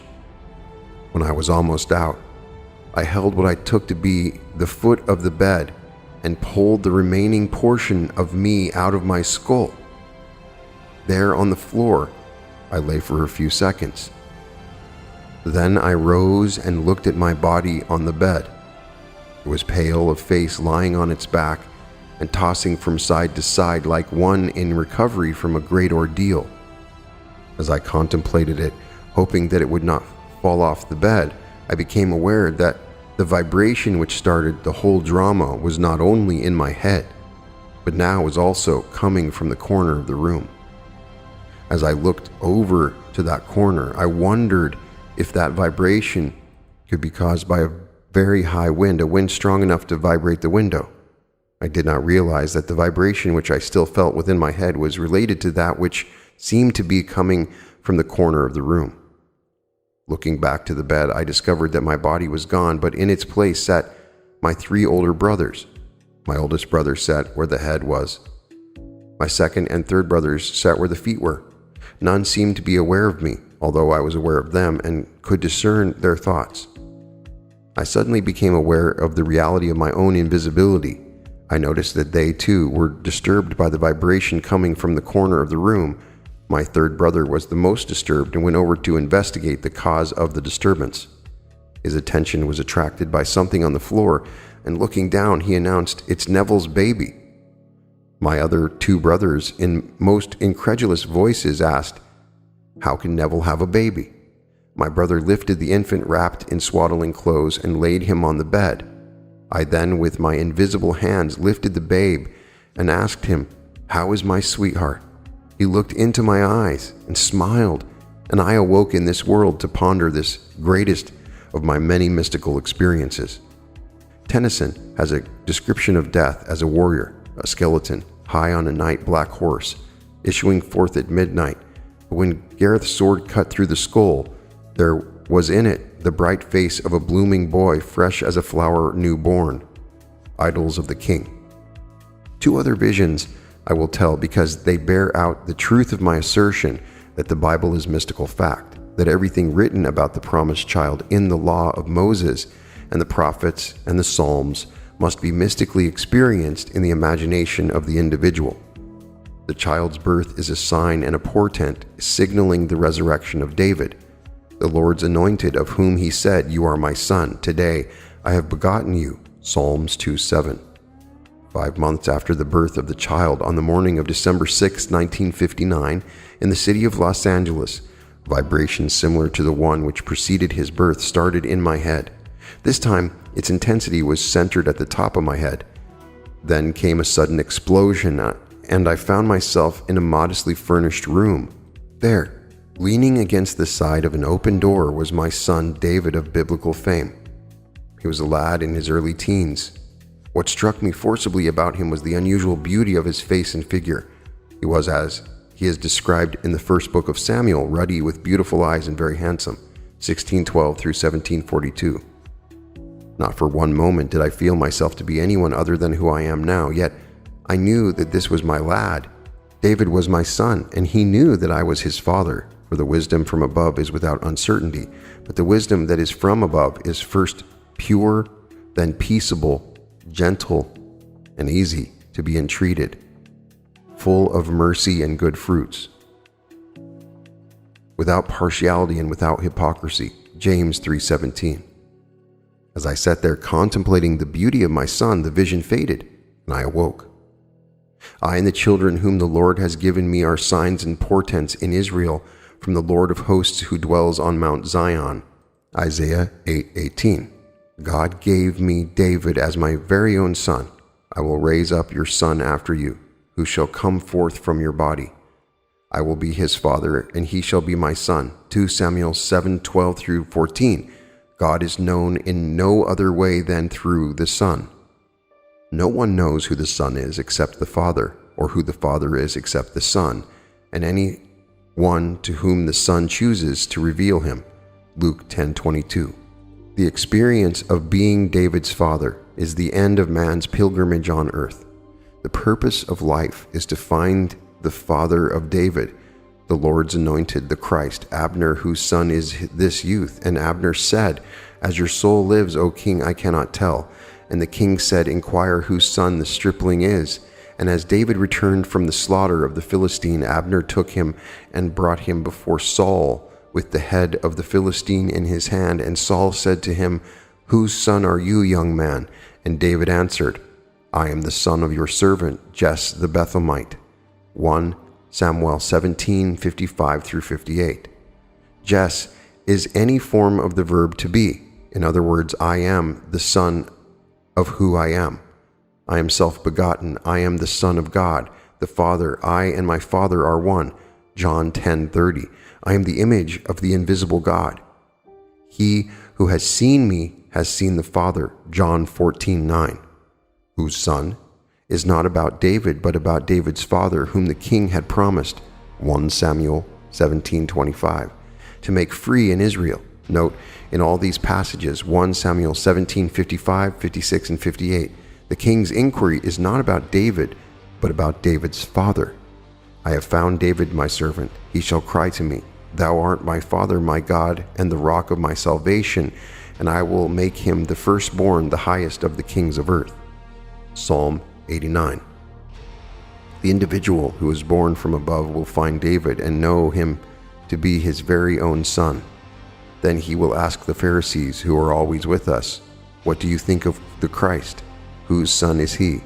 And when they say to him, The son of David, he will say to them, How is it that David in the Spirit calls him Lord? If David thus calls him Lord, how is he his son? Matthew 22:41 through 45. Man's misconception of the role of the Son, which is only a sign and a portent, has made the Son an idol. Little children, keep yourselves from idols. 1 John 5:21. God awakes, and that man in whom he awakes becomes his own father's father. He who was David's son, Jesus Christ, the Son of David, Matthew 1:1, has become David's father. No longer will I cry to our father David, thy child. Acts 4:25. I have found David, Psalm 89:20, Acts 13:22. He has cried to me, Thou art my father, Psalms 89:26. Now I know myself to be one of the Elohim, the God who became man, that man may become God. Great indeed, we confess, is the mystery of our religion, 1 Timothy 3:16. If the Bible were history, it would not be a mystery. Wait for the promise of the Father, Acts 1:4. That is for David, God's son, who will reveal you as the Father. This promise says Jesus, you heard from me, Luke 24:44, and to its fulfillment at that moment in time when it pleases God to give you his Son as your offspring, which is Christ, Galatians 3:16. A figure of speech is used for the purpose of calling attention to, emphasizing, and intensifying the reality of the literal sense. The truth is literal. The words used are figurative. The curtain of the temple was torn in two, from top to bottom, and the earth shook and the rocks were split. Matthew 27:51. On the morning of April 8, 1960, 4 months after it was revealed to me that I am David's father, a bolt of lightning out of my skull split me in two, from the top of my skull to the base of my spine. I was cleft as though I were a tree that had been struck by lightning. Then I felt and saw myself as a golden, liquid light moving up my spine in a serpentine motion. As I entered my skull, it vibrated like an earthquake. Every word of God proves true. He is a shield to those who take refuge in him. Do not add to his words, lest he rebuke you, and you be found a liar. Proverbs 35:6. And as Moses lifted up the serpent in the wilderness, so must the Son of Man be lifted up. John 3:14. These mystical experiences will help to rescue the Bible from the externals of history, persons, and events, and to restore it to its real significance in the life of man. Scripture must be fulfilled in us. God's promise will be fulfilled. You will have these experiences, and you shall be my witnesses in Jerusalem and in all Judea and Samaria and to the end of the earth. Acts 1:8. The widening circle, Jerusalem, Judea, Samaria, the end of the earth, is God's plan. The promise is still maturing to its time, its appointed time, but how long, vast, and severe the trials ever you find David, your son, who will reveal you as God, the Father, were long to tell, but it hastens to the end. It will not fail. So wait, for there will be no postponement. Is anything too wonderful for the Lord? At the appointed time, I will return to you in the spring, and Sarah shall have a son. Genesis 8:14. This concludes The Law and the Promise by Neville Goddard. So I just want to apologize to those people that told me to read this so long ago, and it's taken me so long, and it's been such a joy to read. And really, the beginning chapters of this book are absolutely amazing, a true field manual on the use of the imagination in every respect. You get a discussion of moods and revision, and there are some amazing stories that are included in this book that you can go back on for as simple things like a painting on your wall, or huge different changes that people have made in their lives with imagination, such as new houses, and all kinds of wonderful things are mentioned in this book. But the last chapter really explains more specifically than any of the lectures what the promise was for Neville Goddard. We really haven't gotten a first-person account, in any of the lectures at least, of what the birth felt like. And he explains he actually was physically in the skull, and he awoke in the skull, and he's going out the base of the skull. The base of the skull is essentially the plate in the back of the skull, or the plate. And so he leaves this area, and he goes through his descriptions of the experiences, and in none of his lectures on the promise does he mention a vibrating happening in the room, that he's outside of the body looking at the vibration, that his brother picked up the baby. He mentioned in one of the lectures. So there are a lot of additional details that he's giving about his personal vision and experiences that he had in the promise. And I felt like I understood it more than previously. And really, I believe that the promise occurs at the end of your life. The more I've read it, the more I've tried to understand it. The implication is, don't be too excited for the promise. If you are enjoying your life right now, that is a sign that things are done. Your journey on earth is done. He has a discussion of the wheel of recurrence, just briefly. And so when we understand revision, we are also understanding there's this possibility that we're just reliving our life in a dreamlike simulation over and over again. And each time it might be a completely different life, but eventually after 6,000 years of recurrence, which sounds to me a little different than reincarnation, that suddenly God awakens within you. And the whole point of this experience that we're having in what seems like a dream is that we're awakening the Creator and moving from the reactor, the Creator who is God. It's a kindergarten for learning how to create, as he explains at the beginning chapters of this book. So I think it's best consumed as one whole instead of chapter by chapter. But if you really want to understand the promise, I would just read this last chapter or listen to it, and it gives you the best understanding at least from his perspective of what he actually experienced when he had the promise. We get a lot of new stories that have never been mentioned in any of the lectures, and we've gone over a lot of lectures. In fact, we got some sequels to some stories. We've heard the story of the hat, but somebody else applied the same technique and was able to obtain the hat as well. I would like to know what your favorite parts of this are. There is a different Neville when it is in writing form, as in The Feeling is the Secret, and Seed Time and Harvest, and Out of This World, and The Law and the Promise. And it is just different. When he is writing instead of speaking to a crowd, I believe that he is even better. His use of the word, just as a writer in general, is amazing. There's some amazing quotes that are given throughout this book, such as William Shakespeare and William Blake. He explains a lot of William Blake's quotations in here in a different way than he has in the lectures. And I couldn't help but notice the difference. And I believe this is a masterpiece. It is a mystical masterpiece. It is a spiritual masterpiece. Everyone should read it. If you've ever read the Bible, you should read it. If you've ever wanted to learn about how to create your reality, you should read it, because we get a way to change our reality. We get a full discussion of how to use the imagination and what the imagination is, and it's a slow revealing of the promise at the end. But if you want to know more about revision, go back to that chapter 3, Turn the Wheel Backward. If you want to get the basics, start with that first chapter, The Law, Imagining Creates Reality. It is such a joy to have so much Neville Goddard material available to discuss and read and go over. I've learned so much from it, and it has added to my life in so many ways. I've had things I was struggling with in my life and business, and I've applied Neville's techniques, and they've radically changed my life.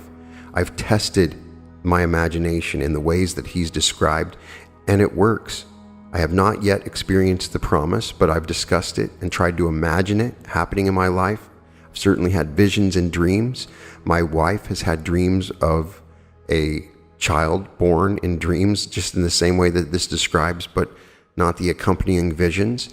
And I have always reached out to anybody that might have experienced the promise. And I would love to know your stories about the law or the promise. Please share them in the comments. As we see with this book, if you share your story, it helps everybody else out. And the more we learn about imagination is what we're truly learning about here. And so please share your stories of when you were able to create your reality with your imagination, or share your stories if you've experienced visions like the promise. I'll definitely be reading through these comments. I would love to know about your experiences with this book, or if this added any understanding of Neville in any way. It is a masterpiece. I loved it. It was so fun to read. Thank you for listening to the end now. We have so many more audiobooks coming in the future. I'm imagining joy, happiness, and abundance for everyone that's listening. Welcome to the Reality Revolution.